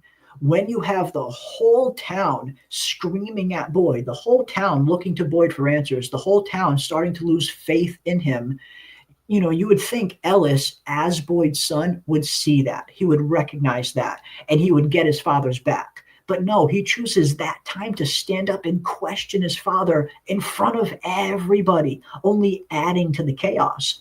So that one scene has given me a lot of hesitancy when it comes to Ellis. I could potentially see Ellis betraying Boyd. If it meant saving Fatima, Ellis would betray Boyd in a freaking heartbeat. I very much believe that. If it came down to Ellis choosing between Fatima and Boyd, he is going to choose Fatima every time. So there is a little bit of hesitancy I have with Ellis. I do think there are certain circumstances that could cause Ellis to betray Boyd. Kenny, no. Kenny's never going to betray Boyd. Kenny will always be true to Boyd, and so will Sarah. Kenny and Sarah, I think, are the two that will never betray Boyd. Christy's an interesting one. I could see Christy betraying Boyd. I don't think Christy has that undying loyalty to Boyd like Kenny does. If Christy is also put in a position where she needs to choose between Boyd and Marielle, Christy is going to choose Marielle. She is not going to choose Boyd. So I do think for some of those reasons, I wouldn't put Ellis and Christy on my list, but I definitely think Kenny and Sarah are firmly two characters that would never betray Boyd. But considering some of the things that Ellis has to lose, being Fatima, and some of the things that Christy has to lose, being Marielle, I think there could be certain circumstances that could arise where if these characters were first forced to choose between their loved ones and Boyd, I do think they would choose their loved ones. I don't think Ellis would choose Boyd over Fatima. I just don't. But who knows? Who knows? Let's see what else we got. That's why I think they didn't have Kenny become deputy at the end of season 3 and have that moment where Kenny was like, how do you know where Fatima is? Boyd was keeping that secret. And in season 4, I think there will be a storyline of Kenny deciding who to side with, Acosta or Boyd, and he will choose Boyd. Yeah, if that happens, I don't think it'll be much of a choice. Like again, I just don't see really any circumstance popping up where Kenny would ever side against Boyd. But I could definitely see that choice popping up. And yes, if that choice does pop up, I think he's going to choose Boyd every single time. And who knows? I could very well see Acosta rallying some troops against Boyd again. Those two don't always see eye to eye. So I could very well see that for sure. For sure. But who knows? I mean, I guess you never really know who's going to betray who, really, at the end of the day. I mean, I very much believe that Kenny and Sarah would never betray Boyd, but I guess you never really know. Yeah, it's the kiss of Judas scene to destroy us emotionally, Kenny against Boyd. PM, don't even say that.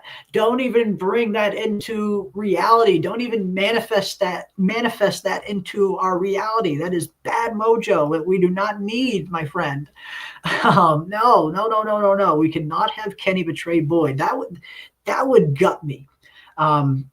Watching the relationship between Kenny and Boyd has been one of the best aspects of the show. I mean, just for me personally, I know everybody has characters and storylines that they favor. For me, one of the storylines I've always been a huge fan of, it's always been one of my favorite dynamics on the show, has been watching Kenny and Boyd and their evolution, the evolution of their relationship. It's been one of the most fun and intriguing and one of the realest and just human moments of the show, one of the most human aspects of the show, seeing this relationship between Boyd and Kenny evolve from season 1 to where they are at the end of season 3. So that would be the kiss of Judas. That would be the Judas kiss. If Kenny did ever betray Boyd, that would be devastating. Be absolutely devastating. I don't think it'll ever happen, but man, oh man, that would be nuts. That would be nuts. They built up that Kenny and Acosta relationship, and I can see in season 4 Kenny being conflicted on who to side with, and Boyd lying to Kenny about Fatima is what will make Kenny really conflicted. Maybe, but I mean, Acosta just arrived. I know there was that certain kind of aspect where it almost kind of seemed like Kenny and Acosta could potentially be an item there, and maybe they could be, but I don't know. I just don't see Kenny ever being conflicted there when it comes to, do I choose Boyd or do I choose Acosta? I don't think there's any situation that could arise that would ever make Kenny waver even a little bit. I think Kenny's always going to stand firm, but I could be wrong. I very well could be wrong. That's very possible. Who knows what could happen? I can't right now. I'm not that sorry. I'm sorry for playing that scene. I will not play it again. I will not play any more of the sad scenes. Promise, promise, promise.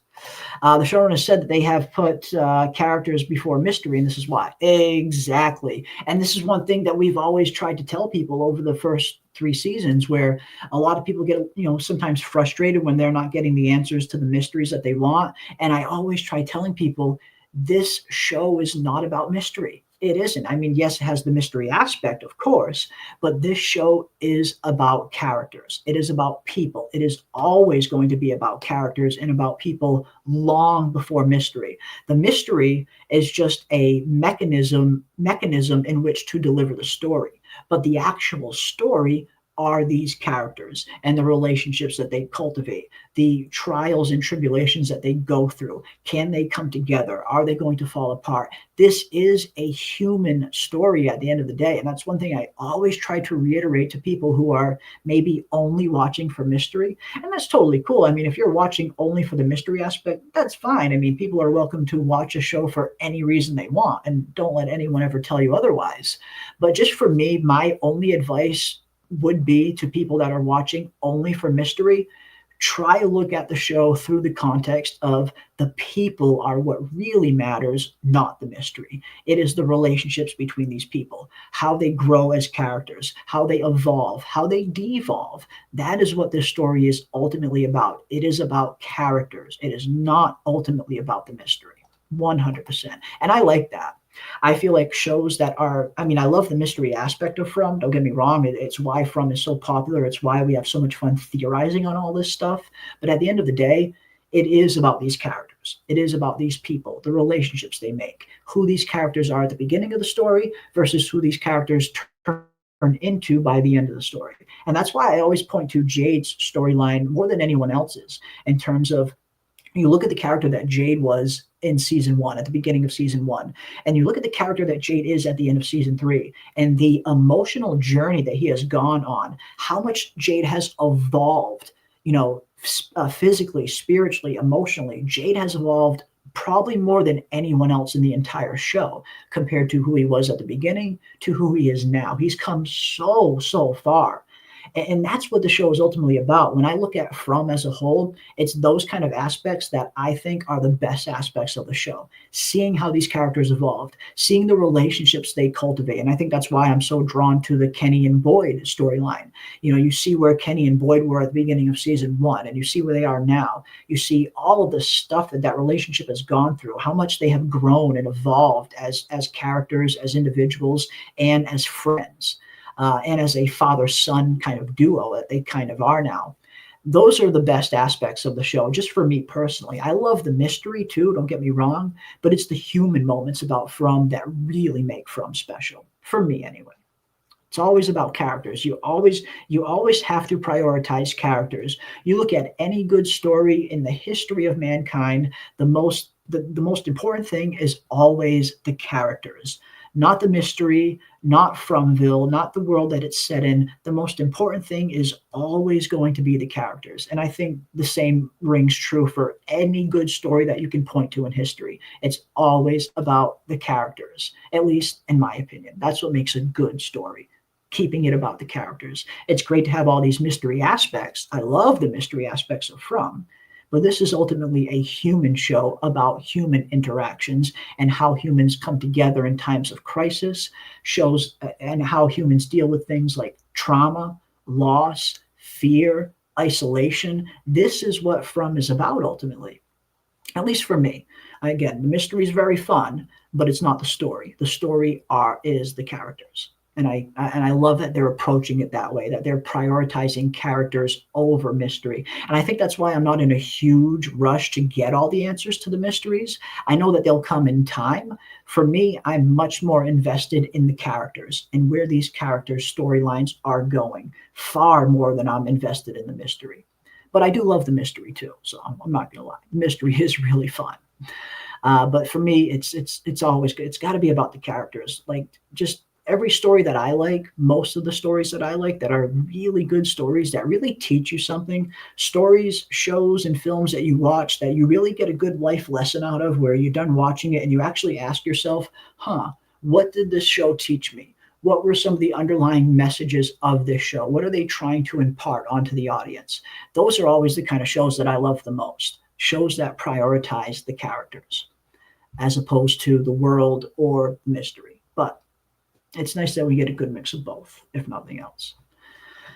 They need 6 seasons at least to not rush the story, without a doubt. I think 6 would be good. I agree. I agree. I think 6 would be a good place. I mean, I think trying to wrap all of this up in just 2 more seasons, especially with only 10 episodes each, that could be tough. That could be a very tough undertaking. I think if they were to have 6 seasons, that would probably be enough time for them to flesh this thing out. Again, it really all depends on where they're going, how much story they have left to tell, really. And only John Griffin knows that.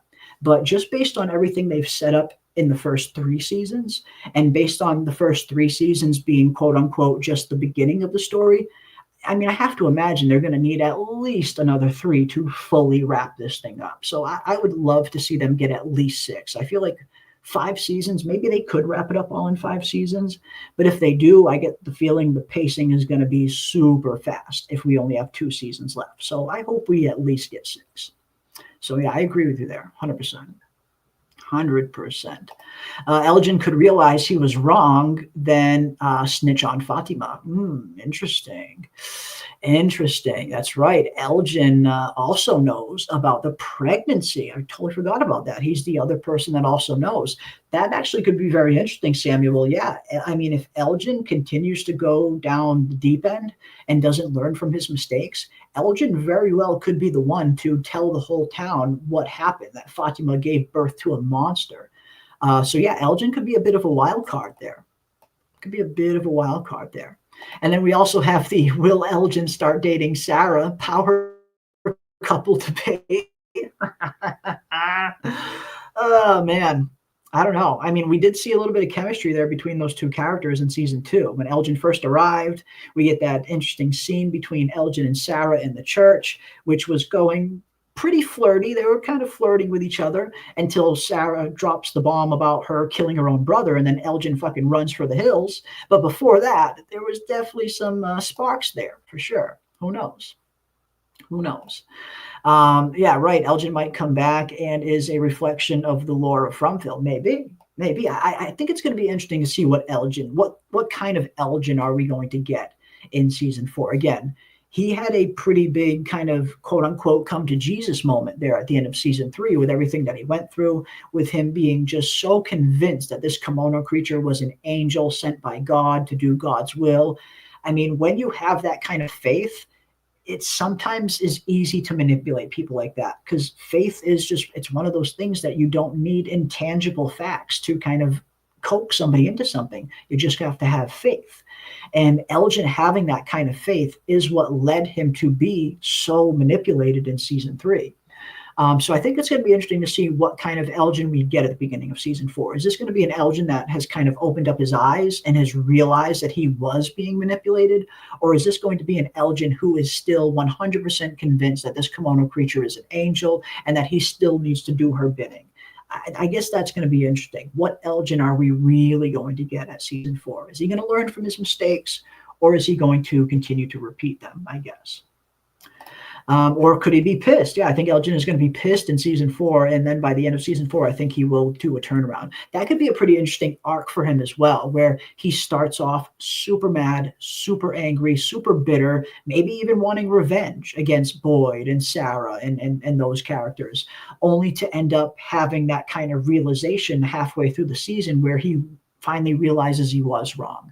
That could be a pretty interesting arc for him, where he starts off one and we see him kind of evolve into finally kind of realizing he was wrong. That could be an interesting arc for him. Yeah, for sure. For sure. Awesome stuff. Awesome stuff. Let's see what else we got.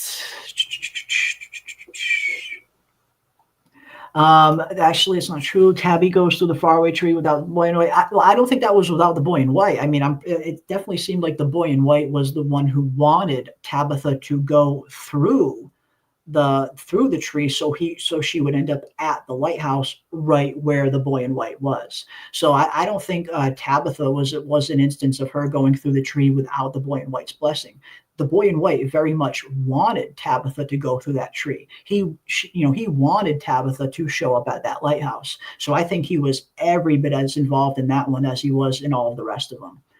In my opinion, I think that was very clear that the boy in white wanted Tabitha to go through that tree and end up at the lighthouse. So that one I very much put in the boy in white's control, just like the rest of them. Because again, I mean, the boy in white wanted her there. He wanted her at the lighthouse so he could push her out of it and send her to the real world. So I very much think the boy in white wanted her to go through that tree. I think he sanctioned that one just like he did the other ones. I think Dale is the only time he wasn't involved. And I think that's why we have such a cataclysmic kind of result when Dale does go through, because the boy in white wasn't involved. But that's just my personal opinion. I could be wrong. Who knows? The man in yellow is moving through time too. Maybe. I mean, could that explain why he's looking so disheveled, why he looks so young and kind of clean in the painting? And then when we actually see him in the flesh, he looks way, way worse. Because again, his suit not only looks clean here, but he looks so much younger. I mean, his hair's, still black. His face looks a lot younger. He doesn't look anywhere near as old. So yeah, how exactly does the man in yellow go from this younger version to this older version? Whereas the boy in white doesn't really seem to age, or didn't until recently. Only recently, when Frumville started changing, did the boy in white also start changing. But up until then, the boy in white had always stayed the same, only until very recently. So what exactly is causing that? And what exactly caused the man in yellow to go from this kind of young, super clean version of himself to this old and kind of disheveled version of himself? What exactly happened there? And again, those are the things that they definitely need to start answering. The man in yellow is such a big mystery coming into this fourth season. And part of me is a little bit not nervous, but I am wondering how much Man in Yellow are we even going to get in season 4? I know a lot of us are hoping that we're going to get the Man in Yellow, his origins, who he really is, why he really showed up.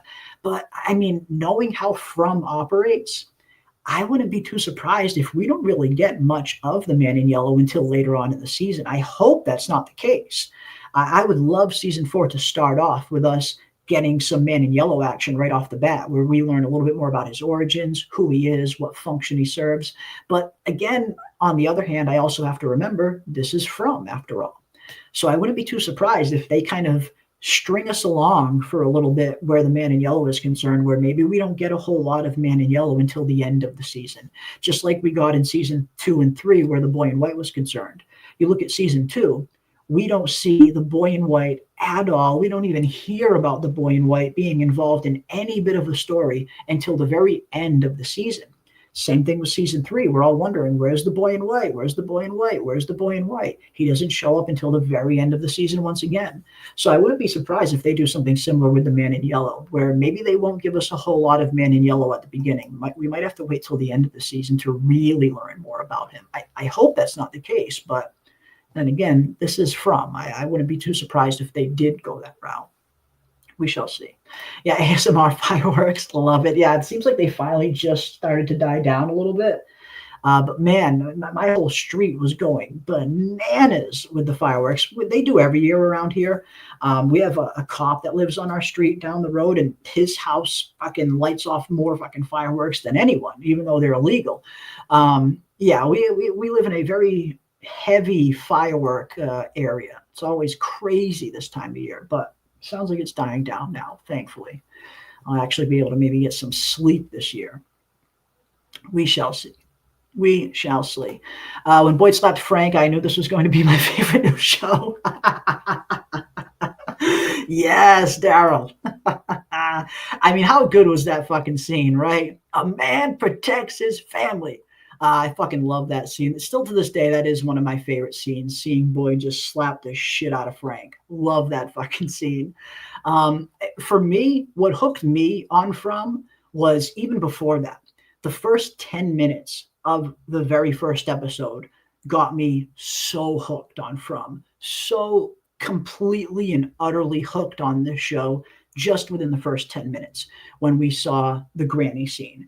And not just because it was an interesting scene and seeing what the granny did, but when you start breaking that scene down and you look a little bit deeper at it and what that means for just for the storytelling itself, the fact that John Griffin and From had enough balls to do something like that early on in the very first episode showed me that this was a show that wasn't afraid to take risks. They weren't afraid to take some chances. Not a lot of shows would have the balls to kill a small child in such a gruesome manner within the first 10 minutes of the pilot episode.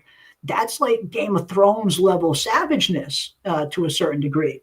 There's not many shows that would have enough guts and enough balls to do something like that, super savage, super early on. So when I saw that scene, that's when I was hooked. I was hooked right from that moment. I thought, oh shit, this is a show that is not afraid to take risks. I need to see where this fucking goes. So for me, it was the first 10 minutes. Like the first 7 minutes or so, I think is like around the 7 or 8 minute mark, I think is when the granny scene happens. At that point on, I was fucking hooked, was so hooked on the show from that point forward. Because again, I mean, there's not many shows that would have enough balls to do something like that super early on, especially in this day and age. So I was super hooked on From right during the first 10 minutes. I was all in. I was all in at that route. But for me, I haven't looked back since. I have not looked back since. Love it. Love it, love it, love it. Yeah, when we did that first one and during season 1, it might have been like 5 or 6 of us in the chat, like during like the first few live streams for season 1. Yeah, there was not a lot of us back then. We had the original Justice League, as it were, the original 6 or 7 of us, and then it's grown exponentially since then, which is so awesome to see. I mean, I love the From community. It really is it's my favorite community, definitely. I love all the other shows that we cover here on the channel, whether it's Severance, Shogun, House of the Dragon, 28 Years Later, everything that we cover I love. But just in terms of like the fandom, the From fandom is the most fun. It is where I have met some of the coolest fucking people in my life. So yeah, I'm super thankful for the From community. We got Kiwi Skirt, who has been a member for 23 months, coming up on 2 years. Holy cow, Kiwi Skirt. Thank you so much for all your support and for being such an awesome, awesome mod. Woo, keep it coming. Thanks, Jeremy. Yes, we're going to keep it coming, guys. We are getting back on the From train, and we are going to be diving into all things From season 4 predictions. Now that filming is officially begun, and now that we are probably going to start getting some more information over the next few weeks and months as filming continues to heat up. I'm sure there'll be some leaks. I'm sure there'll be rumors and all that other goodness coming out, and we will be right here covering every single step of it. We'll cover all of the filming process and everything in between. And I'm looking forward to it. I am looking forward to diving back into From. But thank you so much, Kiwi, for being a member for, wow, coming up on 2 years now. That is insane. Thank you so much for all the support. You are so awesome. Whoa! 23 months. That is insane. Wow. Thank you so much. And big thanks to all of you that have become members of the channel, or all of you that have subscribed to the channel. I am so thankful for each and every one of you. You guys have helped me turn this channel into something I never thought it would turn into in a million years. So I am super thankful. Very much appreciate it. Very, very much appreciate it. We got Xavier in the house. What is up, Xavier? Happy 4th of July, people. Yes, happy 4th to each and every one of you out there. Hope you guys had a fun and safe 4th of July. If you guys let off some fireworks, we did some fireworks early. We always usually do a little bit of fireworks, but I try to do them a little bit earlier because I try to be courteous to my neighbors, but the rest of the fucking neighborhood said, fuck that, and we're going to light them off till fucking midnight. So I should probably do the same, but I try to be polite. We always do our fireworks very early, just when it starts to get dark. But yes, happy 4th to each and every one of you. Welcome, welcome, welcome. But yeah, here we are, folks. Here we are Folks, season 4 is coming. Yeah, why would anyone listen to Acosta? She doesn't know enough. I'm right there with you, Howdy. I mean, if I was in Fromville, I don't know how anyone could ever listen to Acosta. But I could potentially see her swaying some people to her side. I mean, me personally, I would never be one of them. But sometimes humans are, it's unfortunate, but some humans are easily swayed sometimes. So I could see why she might be able to win a few people to her side. But yeah, I would never be one of them. I'm right there with you, Howdy. I would never be one of them. But here we are, folks. From season 4 is officially filming right now, which is super awesome. They have officially started the filming process. We recently got this awesome little promo video from Harold Perrineau and Ricky He themselves, which officially kicks off the season 4 filming schedule. And one thing that was interesting about the little season 4 promo video that they came out with, and I'd love to get everybody else's opinion on this and love to know what you guys think, is some of the clues we see in the background during that quick little snippet. Now we see Boyd, or we see Harold Perrineau and Ricky telling us that season 4 has started, and right behind them, we see the infamous caves. Now, of course, we all saw how season 3 ended with Boyd being down in the caves watching the birth of Smiley. And a lot of us have wondered, how is season 4 going to start? Is season 4 going to pick up directly where season 3 left off? Or are we going to get another 2 or 3 day time jump like we did in between seasons 2 and 3? Because that was one thing that disappointed me a little bit when season 3 started, that we got that 2-3 day time jump. I was very much hoping that season 3 was going to start right where season 2 ended, with Jade still down in the caves and with Boyd in the woods with the dog leading him somewhere else. Like, we never got to see where the dog was leading Boyd because of that time jump. So I'm very much wondering, how is season 4 going to start? Are we going to see season 4 start and Boyd is going to be down there in those caves where season 4 picks up literally right where season 3 ended? Or do you guys think we're going to get a little bit of a 2 or 3 day time jump like we did between seasons 2 and 3? Now, I was leaning a little bit more towards time jump until I saw this promo video. Seeing this promo video and seeing the caves in the background, seeing that they're starting filming of season 4 off and they're already doing cave scenes, not only cave scenes, but cave scenes with potentially Boyd and Kenny both. Part of me is really starting to wonder now that season 4 might pick up right where season 3 left off, where maybe Kenny descends down into the caves and comes after Boyd. I could very much see that happening, and I think it would offer a beautiful contrast to the scene we see at the beginning of season 3, when Kenny is the one who wants to go down into the caves and Boyd is right there and he has his back and he's getting ready to go down into those caves with him. I think this could be a very nice contrast to that, where this time we see Kenny going into the caves to come after Boyd, to save Boyd, just like Boyd saved Kenny. I think that's just a perfect contrast to that other scene that we got. And after seeing this season 4 promo video, part of me is wondering that maybe we will get season 4 kicking off right where season 3 ended, because it very much looks like season 4, they are filming some scenes of Boyd down in those caves with maybe even Kenny with him. I could very well see season 4 starting off with Kenny telling Ellis to take Fatima back to Colony House, and Kenny goes down into the caves and goes after Boyd to get him out of there. Because if we look close at this season 4 promo video, we can see the caves in the background.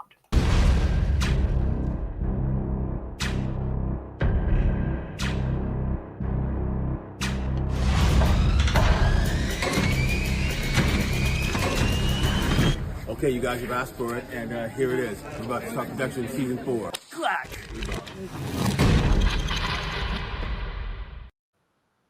Woof. We see right behind him when he says we're starting the production of season 4. And we see the caves right back there behind them, the set that they film all the cave scenes in. So yeah, part of me is wondering, what do you guys think? Do you think we could see season 4 pick up right where season 3 left off, where maybe the first episode starts with Kenny going down to the caves to save Boyd, to get him out of there?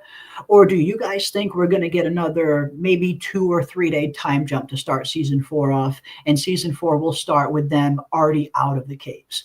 What do you guys think? Or what do you guys prefer, I guess? What would you rather see? Would you rather see season 4 pick up right where season 3 left off? Or would you guys rather see a little bit of a time jump? Me personally, I want to see it pick up right where it left off. I think that would be really interesting to see, because I'd like to see that contrast. The contrast of Boyd saving Kenny from the caves at the beginning of season 3, and now here we are a season later, and we're seeing Kenny save Boyd from the caves at the beginning of season 4. I would love to see it pick up right there. Yeah, right where we left off, no time jumps, right there. 100% agree with you, Baby Clay. And if you guys have not subscribed to Baby Clay YouTube, definitely subscribe to his channel. He's put out some really interesting From videos recently as well, and he's building up his channel, and he's part of the Frumly. So if you guys have not subscribed to Baby Clay YouTube, definitely head over there and give him a sub. I'm sure he's going to be covering season 4 just like the rest of us, and he is, of course, part of the Frumly. So definitely give him a sub. Awesome person, awesome member of the Frumly. Pick up right where we left off, says Kiwi. That's what I'm hoping for. I really hope we pick up right where we left off, for sure. I want to know more about the Man in Yellow. Me too. I hope we get some more about the Man in Yellow, and I imagine we will. I don't know if it'll be right at the beginning of the season, but I think we will definitely learn some more about the Man in Yellow by midway point or towards the end of the season. They'll probably start getting into some more Man in Yellow stuff. I mean, they have to, right? I hope so. It would be different from the pattern, but I would prefer it. And that's what I would like. I mean, because you're right. Most of the seasons tend to kind of pick up a little bit ways after, or at least, in between seasons 2 and 3 anyway. We got that like 3-day time jump to account for the 3 days that Tabitha was passed out in the hospital in the real world. So I would love to see season 4 just pick up right where season 3 ended, where literally the first frame, the first scene of the beginning of season 4 is still Boyd right down there in those caves looking at Smiley. And maybe the monsters notice him and we start seeing a chase, them kind of chasing after Boyd, and Kenny has to go down and rescue him or something. I would love to see season 4 pick up right where it left off.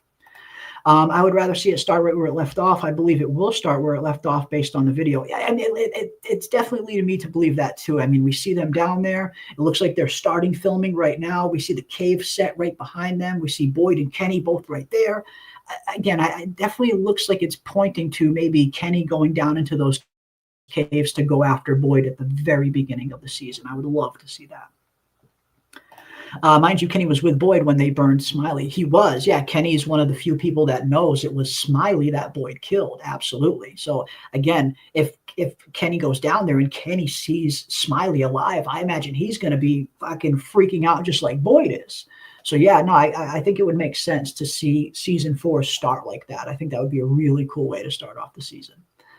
What if season 4 episode 1 starts with Kenny going to get Boyd in the cave, and the kimono lady somehow appears behind Kenny and Boyd and blocks their exit, and Boyd has to watch Kenny die? Oh, Bill, no, my friend. No, that would ruin my whole endgame theory if that happened. I've talked a little bit about how I think the whole series is going to end, and I very much see the whole series ending with Boyd dying and Kenny picking up where Boyd left off, and Kenny leading everybody out of Frumville successfully. I think Boyd will start that, and I think Kenny will be the one to ultimately lead everybody out. But boy, if we see Kenny die at the beginning of season 4, that's going to completely just kill my endgame theory. Because I think Kenny is, when I look at all of the characters on Frumville, I think Kenny is the one character that is not going to die. I think every other character could potentially be on the chopping block. For me, Kenny is the one character that I think is safe. I think he's the one character that will definitely make it to the end and help get everybody out. I think Boyd is ultimately going to die. I think Tabitha is ultimately going to die. I think Jade is ultimately going to die. Victor is ultimately going to die. Sarah is going to die. I think a lot of these main characters I don't see making it all the way to the end. But Kenny is the one character I get the feeling is definitely going to make it to the end and help lead everybody out once Boyd does die. Because I do think Boyd is going to die in a very heroic way, trying to save everyone. And I think Kenny will finish what Boyd started. I see it kind of playing out that way, or at least they're very much foreshadowing that. But who knows? Maybe they'll pull the rug out from underneath my feet and kill Kenny at the beginning of season 4. That would be fucking nuts. I certainly hope not. But again, anything's possible. Yeah, Kenny's got to live forever. We need Kenny. We need Kenny. Yeah, Kenny's going to trip out after seeing Smiley after they torched him. I have seen that reaction. Yeah, I mean, it's, you know, Boyd was freaked out. And I imagine Kenny's probably going to be just as, if not even more freaked out. Because, yeah, Kenny knows, hey, didn't we just burn your fucking corpse a few nights ago? What are you doing back, bro? Yeah, Kenny's going to have a pretty interesting reaction for sure. Yeah, what will Fatima do? But I guess she'll emerge from the tunnels and have the town ask questions. I mean, that's the thing. I mean, if the town finds out that she gave birth to Smiley, then yeah, the town is very much going to want answers from Fatima. I could very much see Fatima becoming an outcast kind of character where nobody trusts her, just like nobody trusts Sarah. You know, and that could be a very interesting kind of evolution or devolution for Fatima's character. You see where Fatima started at the beginning of season 1, at the beginning of the series. She was loved, just completely beloved by everybody, Colony House and the town. Everybody loved Fatima.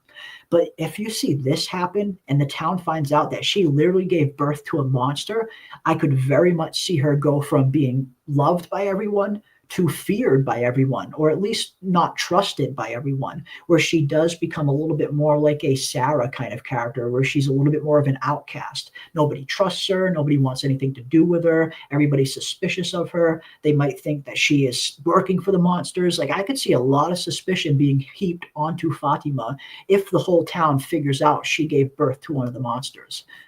So I guess it's just a matter of, will the town find that out or not? But that could be a pretty interesting contrast for Fatima's character, going from one of the characters that was like universally loved by everyone to universally hated and not trusted by everyone. That could be a very interesting kind of arc for her. But we shall see. We shall see. Yes, I want to know the drama. Does Tabby and Jade, do Tabby and Jade love each other, or do those feelings not exist even though they are connected? Is he a stepdaddy now? Yeah, what's going on with Jade and Tabitha? That's been a very interesting thing that a lot of people have been theorizing on ever since season 3 ended. Are we actually going to see a romantic entanglement between Jade and Tabitha, especially now that Jim's dead? Jim's dead. He's gone. Are we going to see Jade and Tabitha? Are we going to find that there is a connection between them that they can't even resist? A connection that's so strong that they try to resist it, but ultimately they can't, kind of thing. Like star-crossed lovers, soulmates, as it were. Are they going to find that there are feelings between them that they just can't suppress no matter how hard they try to? Could that end up being their kind of route? Or will they not have any feelings for each other? Will they just remain kind of as they are now, just allies? I don't know. I feel like it could go either way. I feel like that could very much go either way, especially with Jim dead. But again, part of me wants to think that Tabitha is going to be loyal to Jim even in death, especially considering Tabitha and Jim seemed to kind of really reconcile right before Jim died. They seemed like they were finally kind of coming close together again, where Jim was trusting her. Jim was kind of getting her back. Jim was, finally kind of, trying to see her side of things, where he was being so kind of narrow-minded towards it up until that point. So part of me thinks that Tabitha is going to be very loyal to Jim even after he's dead. But then again, you never know. I mean, these two characters, the original versions of these two characters were husband and wife, and they had a child together. So yeah, how do we know that there isn't going to be some kind of connection between Jade and Tabitha, a connection that's maybe so strong that they can't deny it even if they try to? Maybe they are star-crossed lovers. Who knows? I don't know. I don't know where that's going to go, but that'll be interesting to see. Jade and Tabitha are going to have the same feelings as their first lives. Yeah, they very well could be. I mean, they were originally husband and wife, at least their original reincarnations. Maybe, and I guess that would be an interesting thing that the flashbacks could kind of explore a little bit more. Do all of the reincarnations end up kind of having feelings for each other every once in a while? Did Miranda and Christopher have an attraction to each other? Were they involved in some way? I guess, those are some of the things that we need to find out, I guess. And there's the link to Baby Clay's YouTube. Everybody definitely head over there and give Baby Clay a sub if you haven't already. Because again, yeah, he's covering some From stuff as well. Awesome member of the From League. Definitely give him a sub. Awesome, awesome, awesome.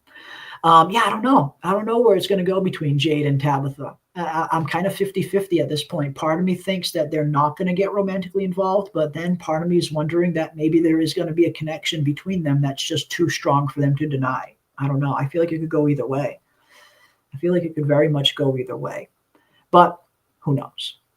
Who knows? But here we go, guys. Season 4 is officially filming, which means hopefully we're going to get some very interesting information coming out over the next few weeks and months. And of course, anytime any new information comes out on From Season 4, you know we will be right here doing videos on it and streaming about it. We'll be covering the entire filming process of Season 4. Leading right up to the premiere. But that's not all we're going to be covering. Before we close out here tonight, I also wanted to give a little bit of a rundown of some of the other things that we're going to be covering here on the channel. And one thing that I think From fans are going to be very interested in is the upcoming show, the next mystery show that MGM Plus is going to be premiering, which is not only going to be on MGM Plus, but it's also going to be helmed by the director of From, Jack Bender himself is heading up this new show on MGM Plus that starts in just a few days now, guys. This show starts July 13th, just a few days away. And we are going to be covering every single episode of it right here on the channel. I am currently reading the book. It is based on a Stephen King novel. And we know Jack Bender and Stephen King are super good friends. They're like best friends in real life. So this makes perfect sense that Jack Bender is developing a Stephen King novel on MGM Plus, which is going to be very much in that kind of From vein where it's heavily mystery aspect to it. So if you're a From fan, this is probably going to be a show for us. I think a lot of us From fans are really going to like The Institute. It seems like it's going to be a show that's in that very same vein. And this starts in just a few days. We're going to be covering every single episode right here on the channel. We'll be doing live streams on it, episode breakdowns, the whole shebang. So definitely check this one out, and hopefully you guys come and join us for the discussions and for the live streams, and hopefully you guys are looking forward to this as well. I mean, I know MGM didn't really promote this show very well. Even I only just found out about this show like a month ago, which is very unfortunate. That's one thing that I feel MGM could be a lot better at. They don't spend anywhere near enough money on promotion, on marketing as they should. And I think that's why it took a long time for a show like From to really gain a big audience, because so many people just didn't know about it. Because if you notice one thing about From, they don't really put any commercials on TV. It's pretty much only online marketing that they do for From. And it looks like they did the same thing here with The Institute. They didn't have any commercials on TV or anything like that. So I imagine there's tons of people out there that probably still don't even know about this show, which is unfortunate because it looks like it's going to be freaking phenomenal. It looks like it's got a really good cast as well. I'm a big Ben Barnes fan. He's really good in just about everything he's in. And so is Mary Louise Parker. I was a huge fan of Weeds back in the day. She was great in that show.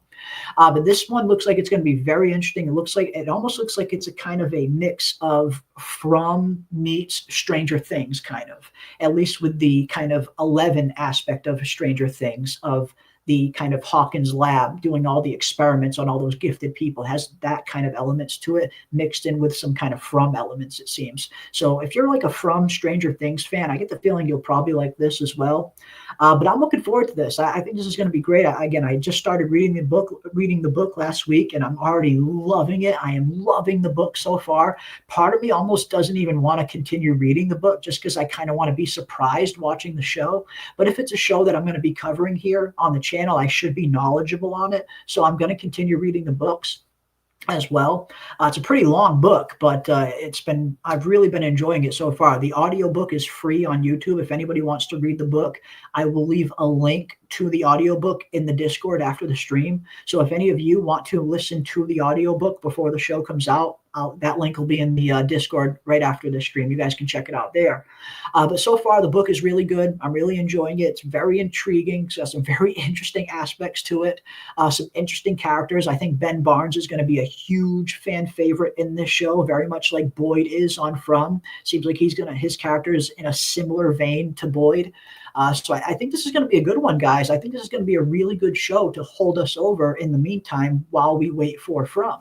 It's got very similar similar aspects. It's from the same executive producers as From. So a lot of the creatives that are working on From are also working on the Institute. And of course, it's being helmed by Jack Bender himself, who directs all of the From episodes. Jack Bender is an absolute fucking genius.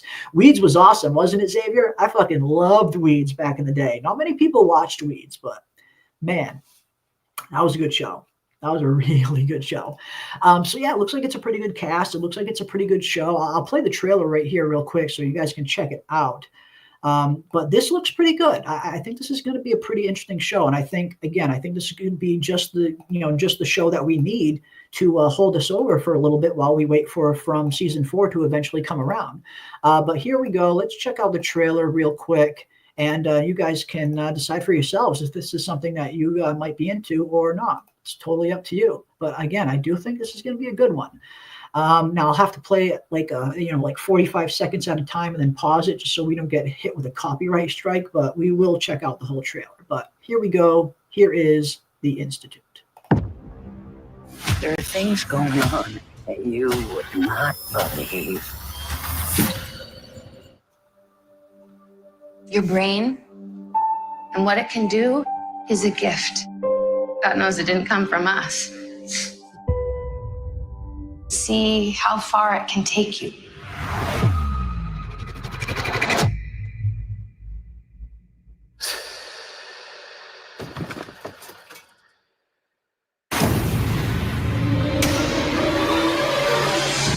Welcome to the Institute.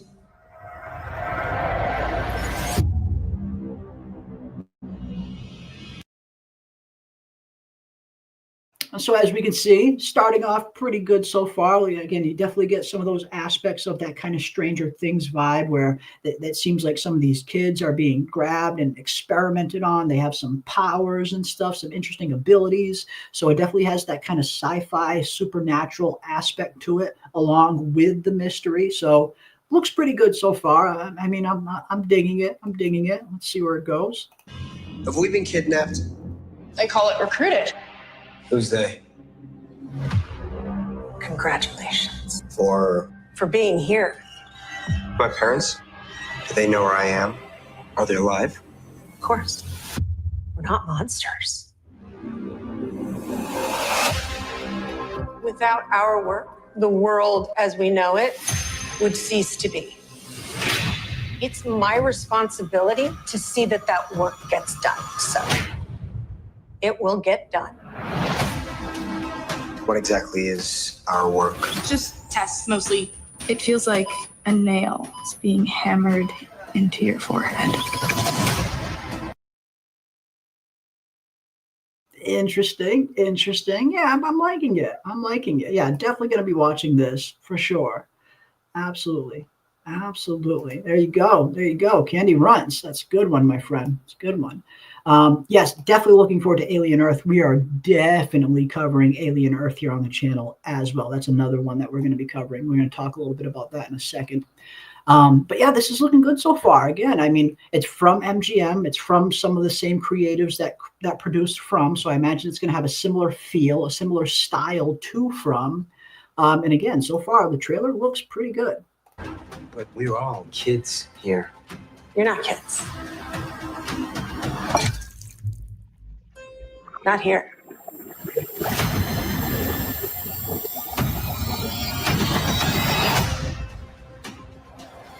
Stay away from there. It's a research place. There are things going on you would not believe. So smart kid. How do we get out of here?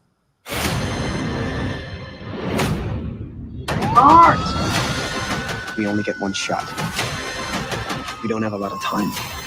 We're gonna find a way to help us all. Sometimes you win by showing you're still willing to fight. Yes. We're gonna do more than that. This looks good. We're gonna bring this whole place down.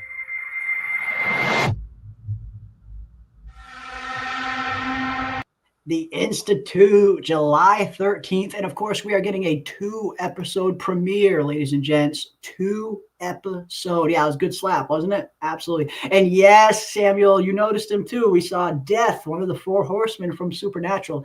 Tell me not, that was one of the best portrayals I've ever seen of the Grim Reaper ever, of Death, the horseman Death. Definitely one of the best iterations I've ever seen of that character in Supernatural, played by that actor. So I was so psyched to see that he's going to be in this show. Very much some government X-Men aspects to it, kind of Stranger Things aspect to it as well, 100%. I like it. I think this looks good. I think this looks good. And again, it's something that can kind of hold us over while we wait for From to come around. It's made, from MGM Plus. A lot of the same people who worked on From are probably going to be working on this as well. Jack Bender is directing and show running, so it's going to be good. I have so much faith in Jack Bender. He's directed some of the best episodes of television in history, whether it's From, Breaking Bad, Thrones. Like, he's directed some of the best stuff ever. Jack Bender is one of the best TV directors in history. So I'm so excited for this one. And yes, we have a 2-episode premiere. We're going to get not 1, but 2 episodes on July 13th that we are going to do a live watch party for. On July 13th, when the first 2 episodes drop at midnight, we're going to do a live watch party for the first 2 episodes right here on the channel. So hopefully you guys come and join us for that as we dive into the first 2, and we'll see if this is going to be a good show or not. Again, it looks pretty good from the trailer. I know trailers can be deceiving every once in a while, but considering the creatives that are behind the show, I get the feeling this is going to be a good one. I think this is going to be a pretty good one. Yeah, I'm ready. I'm super ready for this. Very much ready for a new show to dive into and sink my teeth into. So we are definitely going to be covering The Institute. We'll be covering every single episode here on the channel, and we'll be doing some watch parties and some live streams on it as well. So looking forward to diving into this with each and every one of you. Should be fun. This should be a really fun one, I think. Very much looking forward to it. Very much looking forward to it. The Institute 2-episode premiere, July 13th. I imagine on July 11th at midnight, the 2 episodes will probably be loaded right up on MGM Plus, just like they do with From. I imagine it's probably going to follow the same format there. So July 11th at midnight, we're going to be starting up a live stream, and we're going to be doing a live watch party right here on the channel for The Institute. And hopefully we see you guys there. But of course, that is not the only thing that we're going to be covering here on the channel over the next few weeks and months. We also have some other shows that look really, really good. As Kiwi just mentioned a little bit earlier, Alien Earth. We are going to be covering Alien Earth, which starts next month. I'm a huge fan of the Alien franchise, have been ever since the original Alien movie from Ridley Scott back in the day. And this actually looks pretty decent. It's got a pretty decent cast. I'm a huge fan of Timothy Olyphant. I love just about everything this guy is in. He's such a good actor. And knowing that he's going to be playing one of the androids on this show makes it that much more intriguing. So Alien Earth is definitely a show that we're going to be covering here on the channel. And this starts on the 12th. August 12th is when Alien Earth starts. And I'll be doing episode breakdowns for every single episode. And timeline-wise, Alien Earth takes place around 2 years before the events of the very first Alien. So this is actually a prequel story, a prequel to the original Alien film, set around 2 years before the events of that film. And it looks like it's got a pretty interesting cast. Looks like it's got a pretty interesting story. This ship with all these different species of all of these most dangerous kind of organisms all on it that seem to all escape. This looks like it's going to be fun. Again, I'm a huge Alien fan. I love the Alien franchise. So I've been looking forward to this one for a while. Looking forward to this one for quite a while. And the xenomorphs look freaking badass. I haven't really researched too much of this show yet, but I have to imagine they had a pretty good budget because the CGI, everything looks really, really good. And man, look at how good the fucking xenomorphs look. This is a TV show too. This is not a feature film. And this looks phenomenal. I have to hand it to Hulu and FX. They've been putting out some really good shows over the last few years, whether it was Taboo, Shogun, now Alien Earth. FX and Hulu are putting out some really good shows. I don't think we should sleep on that network. This looks like it's going to be really good. So we are also going to be covering Alien Earth that starts in August. Of course, we are going to be covering The Institute, which starts in just a few days, ladies and gents. Very excited about that. But I'm also going to be covering Foundation Season 3. I recently have been starting Foundation. This was another one we got a lot of requests for during Season 1 and during Season 2. I got a lot of requests to cover Foundation, and I always meant to go back and watch this show so I could cover it on the channel. I just never had time to during Season 1 or Season 2. I was just too busy. But since I'm not doing so much this time, Season 3 is starting in just a few days. This is starting on the 11th of this month. So Foundation is just a few days away as well. So if you guys want to catch up on this, I would highly recommend checking out Seasons 1 and 2. I'm loving it so far. I'm only halfway through the first season so far, but I am already hooked on Foundation. Partly because of the cast. It's such a good cast of characters. Jared Harris is one of my favorite actors, and I love Lee Pace. The guy is just fucking phenomenal in everything he's in. So the cast is really what hooked me in. And looking at the trailer for Season 3, it looks very intriguing. Like they're finally introducing the Mule character, which is a major villain on the show. It looks to be very intriguing. So I'm also probably going to be covering Foundation. I'm going to try to do some episode breakdowns on it. We'll see if they do well. I'll continue to cover the show. If they don't do well, I'll probably abandon it. But I'm at least going to try. I'm at least going to start covering some Foundation for Season 3. And again, we'll see how well it does or not. But I like it. I'm hooked so far. I'm only halfway through Season 1, but I am already completely hooked on Foundation. It's already super fun. It's a really good sci-fi show. It's almost like a Game of Thrones in space kind of aspect. It's got some Dune. It's got a similar feeling to Dune in terms of this galactic empire feel that it has. It's pretty good. I'm enjoying Foundation so far. So we're going to be covering this on the channel as well. And this starts on the 11th. The 11th of this month, Foundation Season 3 starts. The 13th of this month, The Institution starts. We're definitely going to be covering both of these. And another film that PM and I are very much looking forward to, that we are definitely going to be talking about and covering here on the channel, is the next big horror film this year, Weapons. This film looks so good. It looks so creepy, so intriguing. This is one of the first trailers that I've watched in a very long time that genuinely gave me chills. And so, I don't know, it's just something about the children running down the street with the weird kind of way that they're running, knowing that they're being controlled by something. Like, this is giving me some very interesting vibes. And this was one of the few trailers that genuinely gave me chills when I was watching it for the first time. So we are definitely going to be covering Weapons here on the channel. I know PM and I are very much looking forward to this. It looks like it's going to be the next big horror film of the year, now that 28 years later has come and gone. We are also going to be covering Weapons, and this comes out next month as well on the 11th. The 11th of August is when Weapons is premiering. So I'm going to be doing some videos on it leading up to it. And of course, I'll be doing a very in-depth breakdown once the film actually comes out.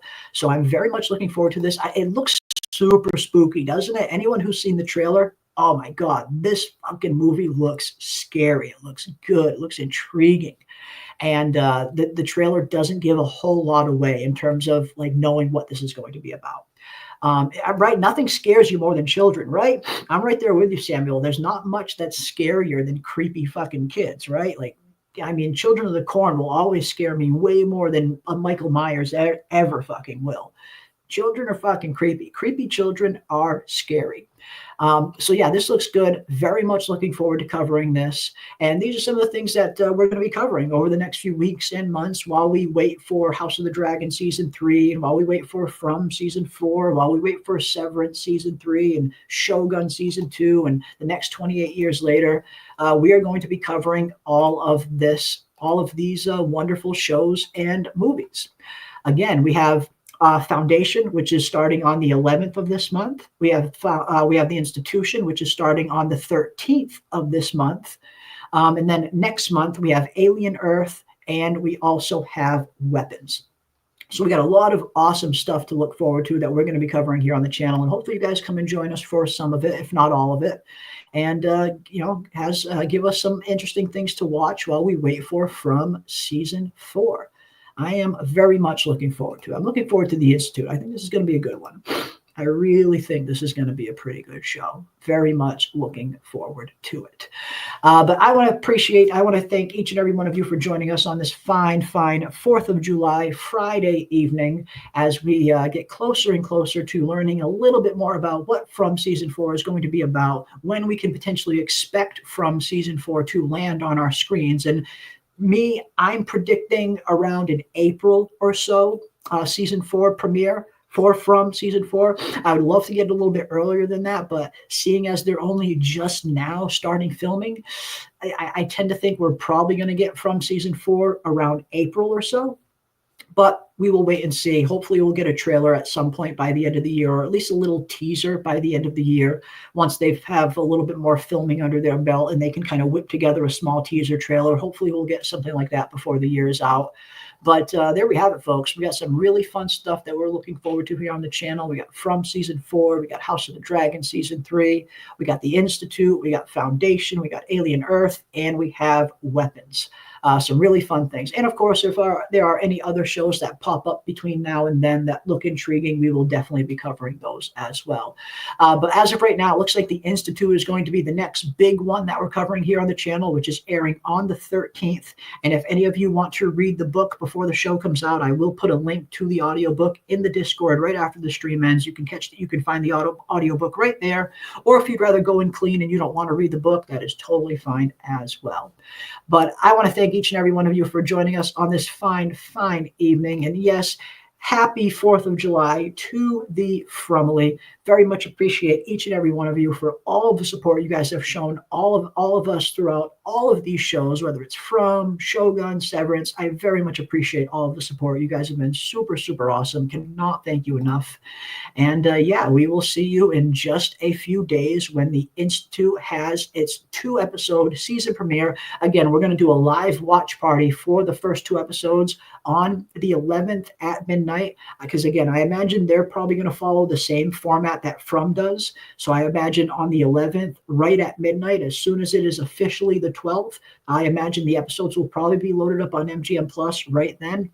So we will be doing a late night watch party of The Institute episodes 1 and 2 right here on the channel. And we will see all firsthand if this is a good show that can, that we can get into while we wait for From to come around. I get the feeling it's going to be pretty good. And it's nice to know that we have a nice 2-episode premiere to look forward to. So I will see you guys in a few days for that. PM and I will be back next week for another stream leading up into Institute. We're probably going to do one more stream before Institute airs, talking a little bit more about what to expect. And of course, diving into some more season 4 predictions for From as well. So big thank you to each and every one of you. Come and join us for the season premiere, the watch party for The Institute on the 11th at midnight. And until next time, stay safe out there, ladies and gents. Keep those tinfoil hats on, folks, and we will see you on the next one.